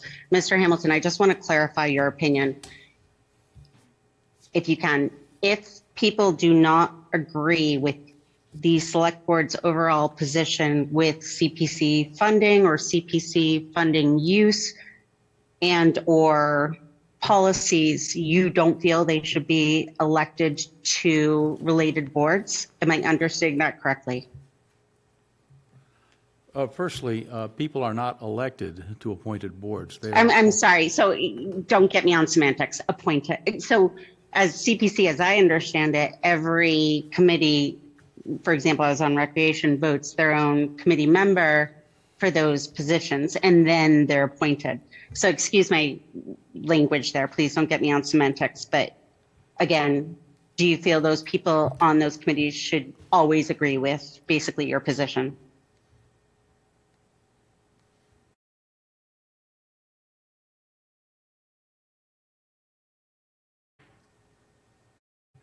I think elections have consequences, and that this board was elected to set policy direction for the town. And so, yes, I actually do think that we wouldn't necessarily want to appoint somebody who was opposed to the policy directions of this town. As I've mentioned before, it's an open secret that I disagree with the planning board with respect to their treatment of the tree laws. And as a consequence, they should be perfectly within their rights to not appoint me to some subcommittee, because they are an elected board, elected to make the policies in their area of expertise and authority. So, yes, I think elections should have consequences, and elections should help the people, elect people, to make policy decisions and set policy direction for the town. Thank you, Al. I would just suggest this would be a great topic for a future meeting that's public, maybe a public forum, because, and I'm not going to, obviously, we've all read the articles, we've all read the opinions. I'm not going to, repeat them, but obviously that's kind of a disturbing opinion for many people. And I think if this is the opinion of the select board and or the opinion of a select board member, I think we should have a more open discussion about that, because it's affecting the entire community when you start suggesting that we need to alter who is volunteering, which is already hard. We all know that, right? Like, it's already hard to get volunteers, but now you're going to get selective whether or not they agree with your position. So I would just ask for the next select board meeting or a future select board meeting, because I know it's summer, that this is a topic on the agenda, that we publicize it, and we ask the community to come and talk about this. Thank you, Kristen. Okay. So Al, I will say, I don't think you have to worry about the planning board asking you to serve on a committee anytime in the near future, so moving on. Okay, Andrew, I'm going to turn this one over to you because, as I've told you, this is a little confusing to me as far as what we're trying to end up with here. Yes. So you'll recall that one of our goals has been to bring forward to the fall special town meeting a article that combines the Affordable Housing Trust Fund Committee and SHOPC into one committee that merges the responsibilities of those committees. There appears to be a pretty broad consensus in favor of that. You remember Lisa Brasio suggested she would like to help with working with a group of people to try to put together a consensus article. And we know that SHOPC designated members to help out, and Al and I also, I think, were appointed at one time or another to do this. So then, as a next step, I was about to begin organizing a time for us to meet. Someone suggested that I check with town council to see whether this is one of those situations where we would be creating a working group that qualified as a public body that would need to be subject to the open meeting law. I checked with town council, and his opinion was that we should do that. So thinking ahead, if one of the things that this working group needs to do is to post an agenda, what does the town clerk require in order for us to post an agenda? Town clerk requires a charge. So I put together, there's a draft in the packet. It's just one lengthy sentence which describes what it is. And before the meeting, I spoke further with Mr. Hegarty about it and have some revisions. I have another version, and I'll just read it out loud since it's not in the packet, but it's the same kind of content. But and so I'm just going to ask that the board approve this charge, and then we will move as quickly as we can to actually getting this group meeting with the goal that we'd probably need by the last meeting in August. I think we're going to have another meeting in the end of August to have a draft article. I mean, this is not rocket science of just selecting, the qualifications and appointing authority of the new committee. So it says, horrible name for it, there's no other name you could think of, but the Affordable Housing Consolidation Working Group shall consist of 2 members of the Affordable Housing Trust Fund Committee selected by the AHTFC, 2 members of the Southborough Housing Opportunity Partnership Committee, SHOPC, selected by SHOPC, and 1 at-large member selected by the Select Board. The working group's charge shall be creation of a draft article for the special town meeting to be held on September 30th, 2024, consolidating AHTFC and SHOPC into one committee that merges the responsibilities of these 2 committees. Charge of this working group shall expire October 31st, 2024, and the reason why I had that a month after the town meeting is just in case there's a meeting necessary to approve a last set of minutes or something like that. So the idea would be that the select board endorses this charge, we send it to town clerk's office, and then this working group gets assembled, and it would post minutes and post meeting agendas and have minutes and work to create a consensus article. So I was a little surprised that this was the conclusion of town council, but it is what it is. Okay, let's do what he says. So I move that the board approve the Affordable Housing Consolidation Working Group charge that I just read to you. Yep. Sorry, Oh, but, second. Okay. Discussion. okay, but Okay, so it's been moved and seconded. Go ahead, Marguerite. we can still Discussion. discuss. Okay, so here's my question. Right now, the Affordable Housing Trust Fund Committee consists of select board members. Dorian Jazinski and Bill Bolin. Yes. So I guess my question would be, one of the things that would needed to get clarified is, are you going to bring the select board over, just my question, over whole cloth into the new committee? No, the whole idea No. of this has been to do exactly the opposite. Right. We don't need to be on this committee. We are That's I'm not. not looking to affordable housing deliberate experts. about the contents of the Yep. composition of the article tonight, just to create the. Okay, that was just my question, and I was, okay, all right. Actually, the authorizing state law does require some form of the select board to be present. One member. Yes, one member. One sounds good. Yep. Not 5. Yep. Right? Okay, thank you. Okay, so Andrew's made the motion, Sam seconded, we've discussed it. All in favor of approving this charge for the Affordable Housing Consolidation Working Group? Catchy name. All right. Go for And it. then I want to make a motion to, assuming Lisa Braccio is still willing to be the member at large, to appoint Yes. Lisa to the Affordable Housing Consolidation Working Group. I think we already basically did that, but Well, that's, let's just reconfirm it. Okay, so, second on that? Second. Right, all in favor of Lisa? No? Okay, so abstain or no? No, so it's a 4, everybody vote, okay, so let's do it again. All in favor of Lisa? 4, okay, and all opposed? 1. Okay, so 4-1 to appoint Lisa to the working group. So it's going to be Al, Andrew, Lisa, Paul Desmond was appointed originally, and then since Dorian was originally going to have to replace her. that's correct. And I Right. will just have to reach out to Doug Mance. I think, I believe Doug has actually posted that. yeah. Actually, there's one minor item, which is the Affordable Housing Trust Fund will actually have to appoint the 2 members, We could do that. which we can do on Friday. Okay, so you'll do that on Friday? All right, done? Yep. Okay, so we need to make sure we get that to Bridget as far as the updated, so she can attach the right charge to the Yep. minutes. Okay, moving on. So this one's pretty easy. So we've talked about, again, trying to make committees more efficient and effective. So to that, we believe that changes should be made to our stewardship and scholarship. We're not going to talk about stewardship tonight at the request of Joyce Greenleaf, its chair. They want to meet and discuss what's being proposed, which said fine too. She's going to let us know when the meeting is, and Sam will go to that meeting because he's the one that has been tasked with proposing the revised charges. So that's stewardship. Scholarship is really easy, and I can tell you, scholarship was a mess. It is a mess, so this is just cleaning up what was done decades ago. So Sam, you want to take over on this one? Yeah, the simple goal on both of these is to actually create a charge. When Mark looked at the history of this, he discovered that neither of these committees actually ever had an official charge, as all other committees do.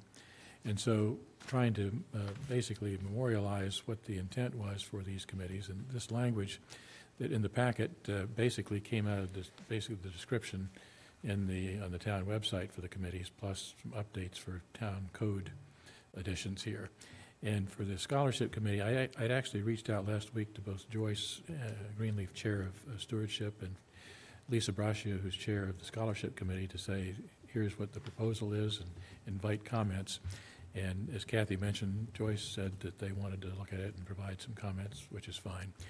Lisa responded to me, I guess, last night and said that she would like to get the committee together, but they don't have people yet appointed to it, and they're probably going to meet in September.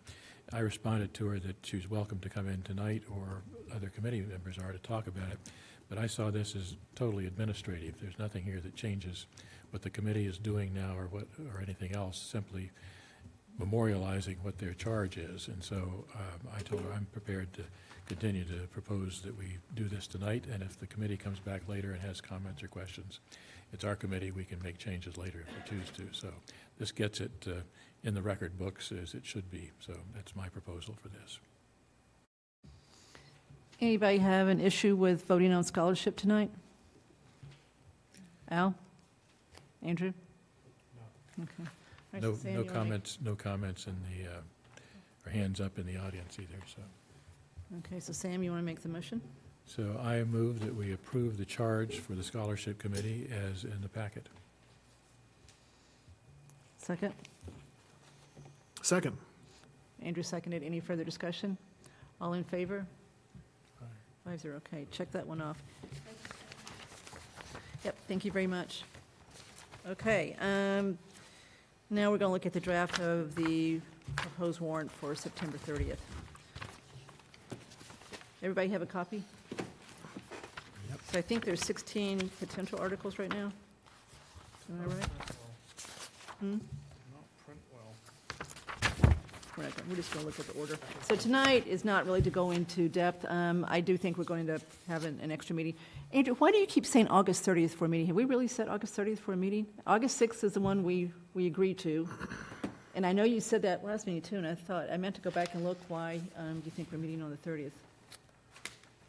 So the That 30th wouldn't be a Tuesday. That rings a bell That's with me where, too, actually. that's what I thought, but I know we're going to have to meet another time, but 30th is not a Tuesday. No, I don't remember, the 30th is a Friday, Yeah. looks like, yeah, so that makes no okay. sense. So our only scheduled meeting for August right now is August 6th.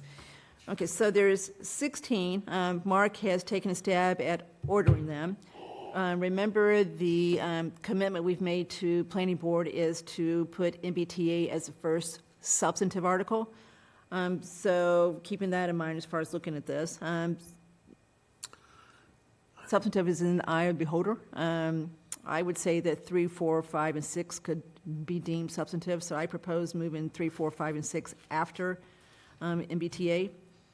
I think 1, 2, 7, 8, and 9 are very routine. In fact, I wouldn't be surprised if they end up on a consent agenda, so the MBTA actually does go first after consent. I think there's benefit to having, where you have one article which attracts, going to attract the most people, Yeah. to have it placed in the order so that you're going to have. Have a quorum all the way Yeah, through, yeah. exactly. I mean, even just thinking to the practice of you come and you just vote on the one thing you came for there and then you leave is not really a good practice. And you can structure a warrant in a way that people end up participating in things that they might not otherwise have participated in. And I think to the November 2021 special town meeting where I think the downtown district was passed, I think that was last. No, we wasn't last, but it wasn't first either. Later, You yeah. had It was 10 definitely later. It was like 10 articles, and it was fairly close to the first. I remember what came afterwards, and they were fairly routine too. So here, I mean, look at 3, 4, 5, and 6. Those could end up with a lot of discussion. There's probably going to be some questions as to what on earth is going on with Breakneck Hill when we're asking for much more money than what we had previously approved. You could see Atwood, and generally some discussion.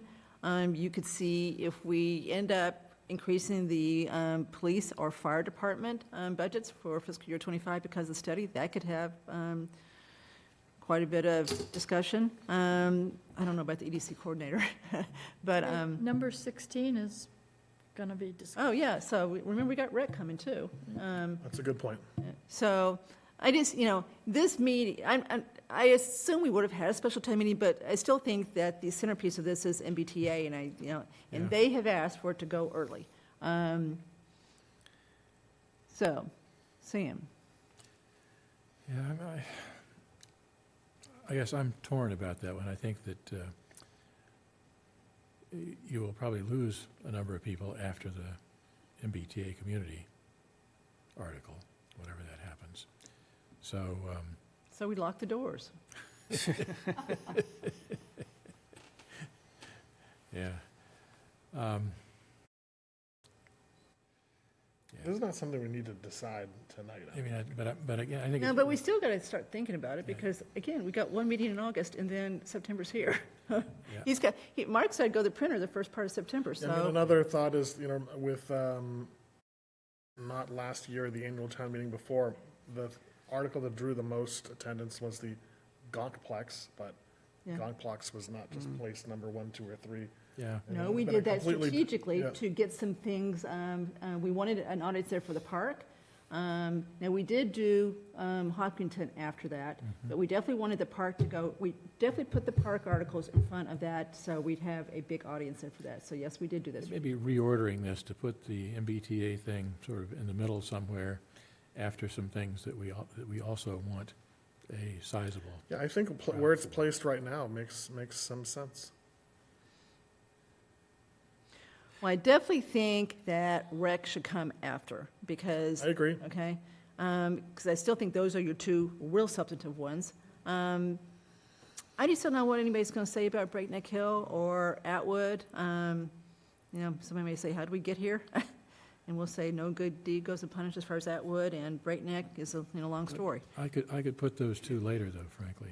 Those two? Yeah, Breakneck and Atwood, I could put them after the. I could see Atwood, but Breakneck Hill is the subject of an administrative consent order with DEP that we're bound into. Yeah. There really, there's not a whole lot of choice. latitude Yeah. for that. The one other comment too is you need to take I think a holistic look at the whole warrant and think about if MBTA is going to take up most of your time or potentially your evening, you've got to look at what's going to be left and what that's going to draw for a second night. Or, I forget, I think it was Andrew's point, if people are just going to leave, what have you got left to handle some of these other things? So I do agree, again, my attempt to what I think is non-substantive, and non-substantive doesn't mean it's going to pass without a conversation. But, I don't think we're going to get, into anything deep. But I think you could make an argument for some of those things, Atwood, for example. So, you could move it around, but I looked at it that, again, MBTA is the headliner. Every headliner has an opening band. Yeah. So you want to try to do some of these other things before you get into that substance. Yeah. But I vacillate on how much time the MBTA thing is going to take. I mean, we've had a number of forums, a lot of people who are particularly affected by it have gone through sort of the education process. They understand that while we may not be enthusiastic about it, we don't have a lot of choice in terms of getting something done here. So there's a lot more understanding of that now than there was a few months ago, certainly. So just, I can argue that one either way. I think there's some chance that people say, yep, got it, got to do something. This is the best solution that we can come up with, and let's get it done, versus let's argue, go back to redo it kind of thing. I think there's, again, that's been tried a number of times in the forum meetings, and people have heard that it just doesn't work very well. I think there's some placeholders here, too. The board has to decide as to whether you think that in 6 weeks you're going to develop, something, in terms of the transferring of affordable housing funds from CPA to the trust. Right. Are we going to take a look at trying to revise the dates for annual town meeting? We've talked about CPA, we've talked about stormwater. So I think the board is just going to make some decisions as to whether you think that you're going to be able to pull that together, or whether it's better that we should, focus these more towards the annual, or, some other time. But that's just something for the board to think about. The CPA surcharge is certainly tenuous, and the stormwater is tenuous. Mm-hmm. And if we do go forward with transferring, or trying to transfer the CPA affordable housing funds, I think that should come right after the discussion on the new affordable housing committee.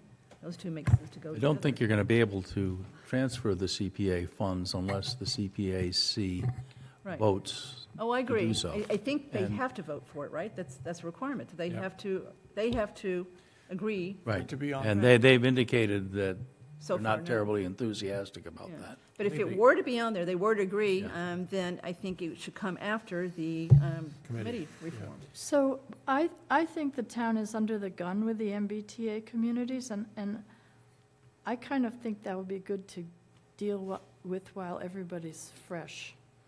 I don't know, it just seems like that's to me, that is the major thing looking at us right now, Yep. because we're under a time crunch. Yep. I see that early to middle kind of thing in the agenda, frankly. Okay, so look at it right now. Is there an agreement on moving any of them after MBTA? Again, I think that 2, 7, 8, 8 and 9 could go for after. sure would be on a consent agenda if there is one. So I wouldn't even worry about those, right? Those are easy. Yep. 1, 2, 1's simple, and that's coming out of Paul's overlay, so that one's simple. So I'm not worried about those. So I'm focused on whether we want to keep 3, 4, 5, and 6 where they are. And it sounds like maybe we've talked about moving Atwood after MBTA. Maybe, 3, 4, 5, and 6 are budget items. I thought we said we're going to keep 3 because we have to do it. Yeah.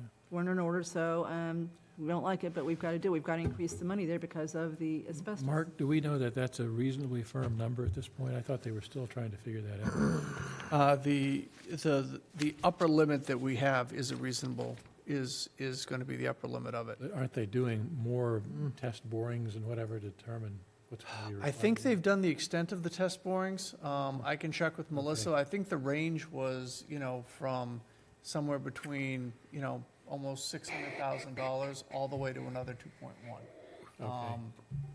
Okay. I think that, and our LSP thinks that that low number is too low. So that probably is going to fall somewhere in the middle or upper high of that range. Okay. Yeah, the last conversation I heard, and I may not be fully up to speed, was that they still are trying to figure out more detail. There were a couple of landfills that take this material. There are but two. they're There's looking- one in Maine, one in New York. I think they're focusing on the one in New York. And they were trying to find something else, I thought, but I don't know. But again, as much Yeah. information as we can get on that certainly would be helpful. But Yep. we got to deal with it, you're right, Right. one way or the other.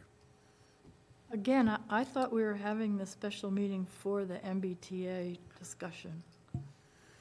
Well, the past few years, the consensus has been that we probably need to have a special town meeting most years to deal with supposedly non-budget stuff. That's not the case here. We got budget stuff on here. So I don't think it's just MBTA, but yes, that's probably the primary driver of this one. But it's not the only So to driver. your point, you were suggesting that one, One's a piece of cake, two's a piece of cake. So just ignore those for a second. I think if Paul does a consent agenda, those will be on there. so certainly like 7, 8, and 9, Yes, I those think are- are things that can go after the MBTA. All right, they will be on his consent agenda too. There's just Okay. not, those are easy. So I think 1, 2, 7, 8, 9 would be the consent agenda if that's what he does. If I were him, that's what I'd do, not to tell him what to do. 3, 4, 5, Which you 6 are won't the like. money items. Yeah.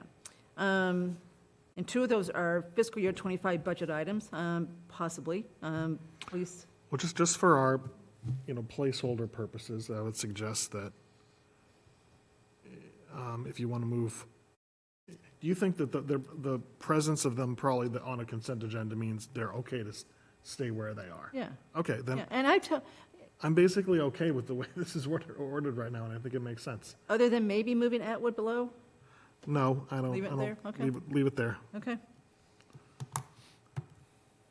Anybody or everybody agree with Andrew as far as, for now, leaving it the way it is, because we think much of what's coming in front of MBTA is either going to be really easy, there's our town clerk, it's going to be really easy, or will be on a consent agenda. No one is going to sit there and talk about reducing the pilot committee from 7 to 5. This chair wants it reduced. She doesn't have people on it. Did we ask this already? I'm sorry, I can't turn my head. Is the appropriation for cleanup of the former Atwood water tank site going to be over $100,000? Yes. Yes. I think that's going to be a long discussion.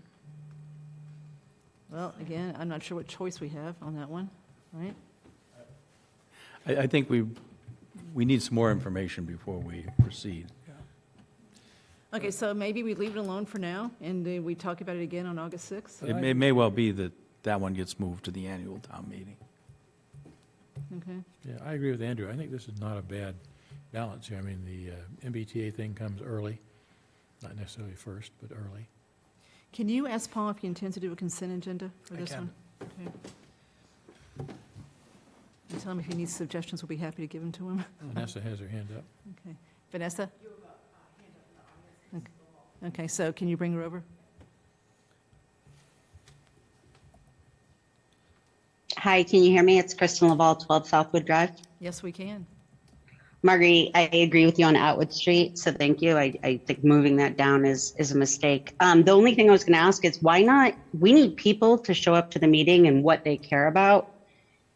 And I think My Southborough does a great job publishing the warrant. You guys have it out on the site. I get that, but we know that people are, they're busy. Have we considered asking the public in terms of what they care about on the agenda to help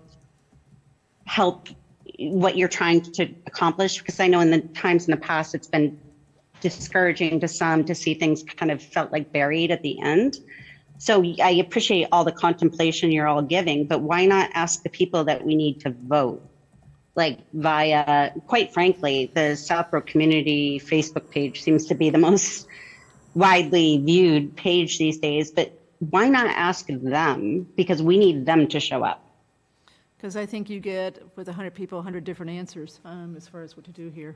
Well, but if we do a good job of publicizing it, maybe we don't get 100 people, maybe we get more. I'm just saying, like, you're kind of it's a very important thing, right? Guys, we know, like people coming the first night versus people coming the second night. So why do this in a vacuum when you're guessing what may or may not be important to people and instead survey the town? I just don't think the survey would accomplish very much. I think all these things are important, I guess, and I think it's our job to set the agenda. I agree. And let people show up. Well, I'd be happy to take on a survey because the fact is, Kathy, you just wanted to push Atwood down. And I know for a fact that a lot of people would have been upset about that. We might miss some people attending. So I just don't see the harm So Kristen, I don't know in why you say I want to place Atwood down. I'm trying to make sure that MBTA gets the focus that. No, it no, needs no, to and I get. agree with that completely. But okay, so I might have misunderstood your comments, and My that's comment fine. was I'm just because saying. Kristen, I'm just I've made saying. it- Let's ask the town. Kristen, I've talked What- to Mimi Luttrell. She really would like the MBTA to, she'd like it to go first, number one. Oh, no, So- I agree with the MBTA. I'm actually not disagreeing with that whatsoever. I agree with everything Marguerite said, that this is really probably the reason why the most important reason we're having it. I'm just suggesting, hearing all of this debate amongst 5 people, why not ask the town, what are you going to show up for? All right, so, thank you. Yep. Okay, so we're going to leave it the way it is for now, right? And we'll talk about it again on August 6th and make sure that Yep. we don't want to rearrange. Okay. Okay. All right. Al? So we've had a couple of meetings with the chiefs, the town administrator, and Sam and myself and the proponents of the virtual rec. And we are currently trying to set up a meeting with our neighboring communities. As you'll recall, the board expressed interest in the concept of a virtual rec and wanted to explore it in more detail. The first sort of go, no-go decision is whether any of our neighboring communities have any interest in, or sufficient interest in this to have us actually go to the state. And Mark informs me that we are likely to have that meeting at the end of the month. It's the summer, and so we try to move things along to see whether there is interest. I would think if there is interest, then we're going to be moving as quickly as possible to collect the state's input. If there's not interest, then I would expect that we would be making a decision at the August 6th select board meeting about, the direction we want to go. And do you anticipate that that would possibly involve a recommendation about a specific rec that? Yes. Okay. Yeah, I think if we're going to make a I'm probably speaking a little bit out of turn, but I think that the rec that makes the most sense at this point is the Metro West, the Westboro rec. That seems to be the path of least resistance. There is a strong case to be made for having a rec that also integrates your mutual aid system. I worked with the fire chief to pull some records, and the idea that there is time to be trimmed off the responses does appear to be, in fact, be the case. And so I think that if we were to decide to go with a conventional physical rec, the recommendation would most likely be Westboro. And that's what we take to town meeting in end of September, presumably. Yeah. So Al, let me just ask you as far as your plan here. So if you remember, for the Hopkinton water connection, didn't have to take it to town meeting. We wanted to take it to town meeting so town meeting could opine, weigh in, hear the details. So what we did was put a small article on the warrant that had to be voted on. It was the money for the audit of the design. But then we took the opportunity to do a complete presentation as far as how it was going to work. So what is the vote you're going to ask for at town meeting? Depending on the direction we go, I would think we would want a vote on that particular direction. I'll let Sam tell me if he thinks I'm wrong, but I think if we decide to go with the Westboro rec, I think we would say we want to join the Westboro rec, and these are the reasons why, and to lay out the case.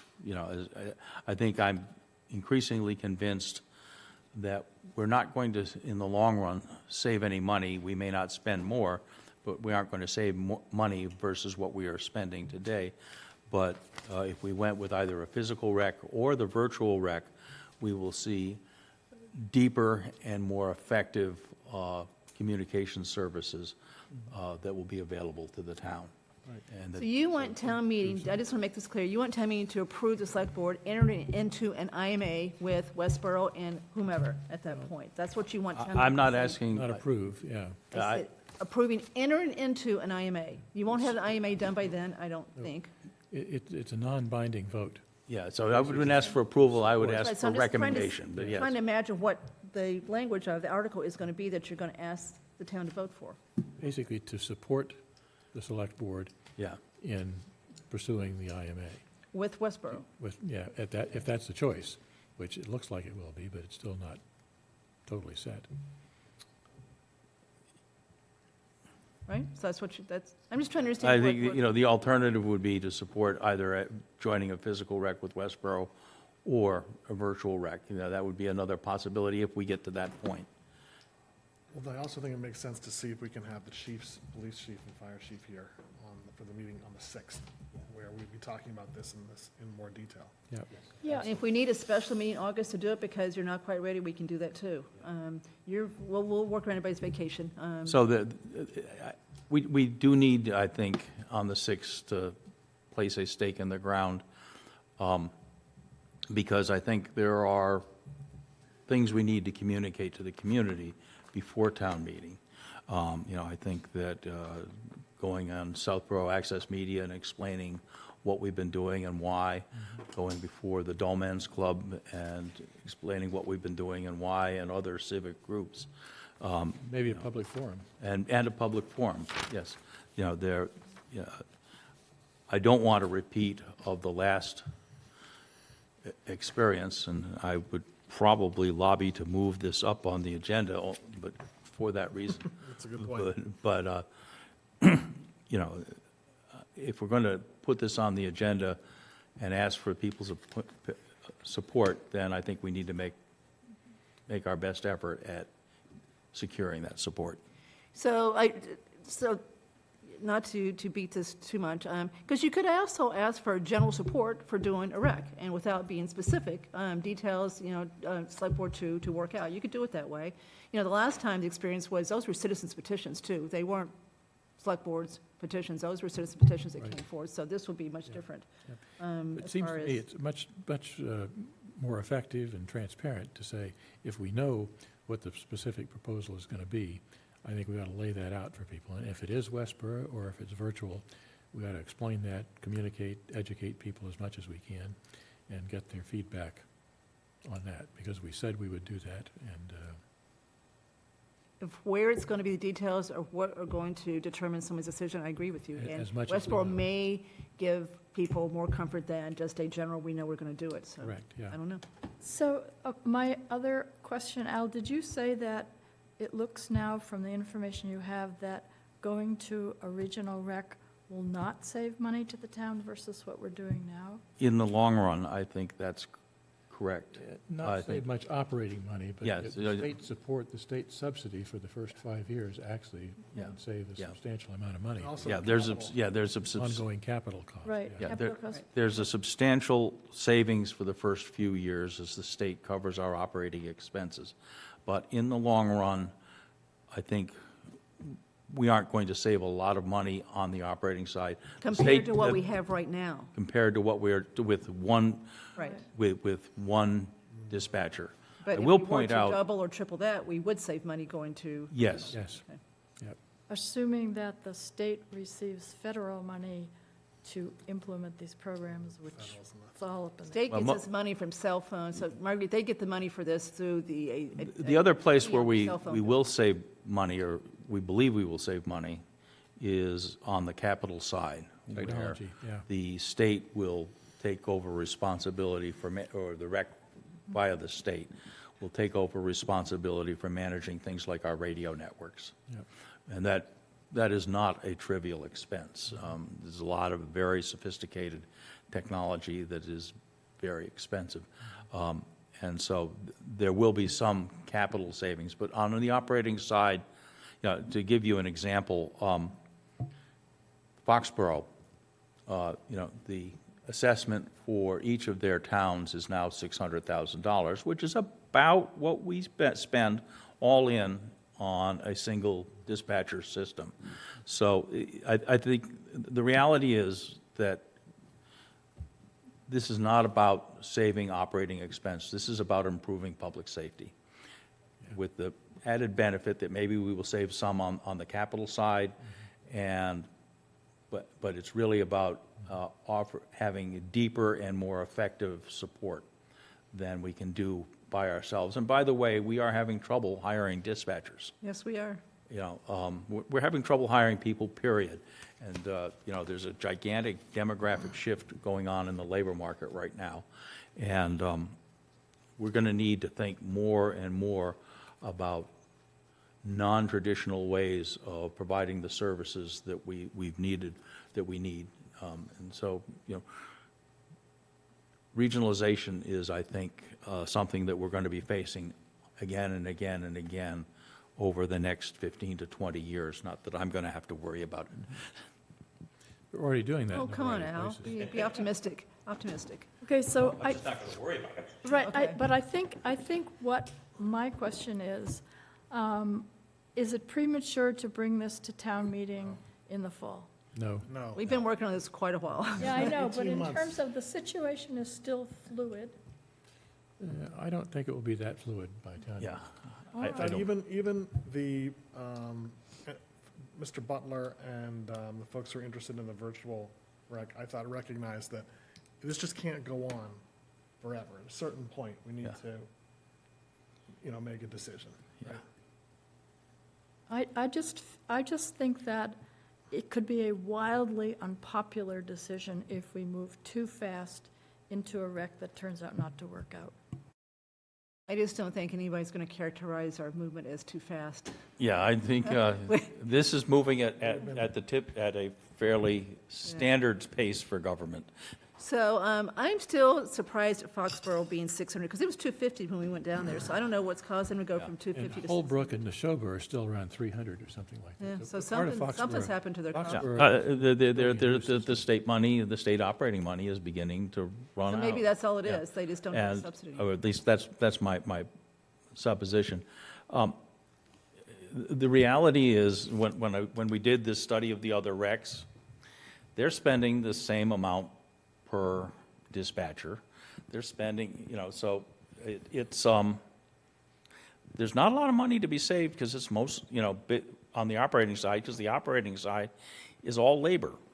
And as people like to tell me all the time, we can't cut anything because it's all labor. It's a different subject altogether. But in the long run, this is not about saving on the operating expense. This is about improving the services to the community and public, and offering a deeper and more effective dispatch services. We've had, I'm not going to go into that, but it's deeper and more effective dispatch services than we can afford to provide on our own. I think the story all along has been improve public safety. Our new fire chief from Foxborough has some pretty compelling stories about why this makes a big difference in terms of the kind of calls you get that today we are not adequately staffed, and we need to fix that. And I think that's, to me, And I will remind Let people, him tell some of those stories at town meeting, too. Yep. I voted against the agreement, the previous one, and I ran against the previous agreement. So, I have swung 180. Yep. And John Butler has too. He initially thought, he was skeptical that we needed to shore up the dispatch operation, but he's definitely gone the 182. So, all right, anybody else on dispatch? Well, thank you for your work on this, Both of you. Al and Sam. Yep. All right, Vanessa, anybody in our audience for final public comment? Jim, are you here to? not yet, but we're working on it. There's still time. Is this on? should So- be. Son? Yes. Yeah, yeah. Thank you, Jim Hagerty, Town Clerk. We're going to be sending an announcement out through the blog and some other people about vote by mail. They will be going to the post office next Thursday, so people should receive them next Thursday or Friday if they live in town. There's a caveat to vote by mail, that we have people that had requested, when the state sent the postcards out in December, and people checked off to have ballots sent for all elections. If they wanted it mailed to, say, their winter address in Boca Raton, that's where all the ballots for the year will be sent until they complete another one. So we have situations where people receive their presidential primary ballot down in Florida, then they came back to Southborough and didn't get the ballot in time for the town election because this post office is not allowed to forward ballots. They have to return to us. And now we have some of those people living at the Cape. So it's a little bit of chasing your tail. It's not a lot of people, but it does affect people. So it's spelt out on the applications, but frankly, people don't read the fine print. So we're sending some information out, and I can't say enough good things about the postmaster here in town and the folks at the post office. People will get the ballots, and the ones in town will get them by Friday, next Thursday or Friday at the latest, and then out of town, they'll get them a couple of days later. So that's just, if anybody has questions, give me a call. We'll be glad to verify what address they've requested the ballot be sent to, and it's a very simple process for them to change the address if they want it mailed to an address in the Cape or back in Southborough. It's just one of the complexities of the system that we can't control. Finally, there are people that have called complaining to us because they received vote-by-mail postcards and they don't think that people should be allowed to vote by mail. Dial 1-800-Secretary of State. I have no say in the matter. It's a state statute requires that. And we have some people that are very hot under the collar. There's a lot of things I can control. That's not one of them. So I'll give them Bill Galvin's cell phone number and they can have a chit chat with him. Thank you. So what did we get? I just got a couple of things in the mail this week from the state. Another application to vote by mail. So I think it's a repeat of what came out in January? Yes, the only people that received them over the past weekend are people that either who did not request a ballot for the September election. And in some cases, those are people that didn't request them for the September or the November elections as well. We had roughly 1,600 people, I think 1,640, that ballots were mailed out for people checked off all elections that we sent out for the local election. I think we had like a 30% return. And we'll have roughly the same amount. I'm guessing about 1,800 will be mailed out for this state primary as well. Yeah, some people are upset about that, and there's nothing we can do about it. So bottom line is, if people did request ballots to be mailed, the safe approach is to call the town clerk's office to confirm Absolutely, yep. which address. Yep, and we can they're on quickly record for. verify where it goes. This especially holds true for people that, parents who thought they were doing their children a favor by signing them up for an address in college. And most kids' addresses, mailing addresses change between the spring and the fall. So we want to make sure their ballots actually end up at the right dormitory address for them. Oh my gosh, they change addresses every year, so. Yep, so Okay. just give us a All right. call. We'll be happy to track it down for them. It's an easy to fix. Thank you. Good. Thank you. Thanks. Vanessa, anybody else in the audience? So no further public comment? I'll move that we adjourn. Second. All in favor? Not too bad. Thank you, Kathy. Another meeting. What? I want to do what? This?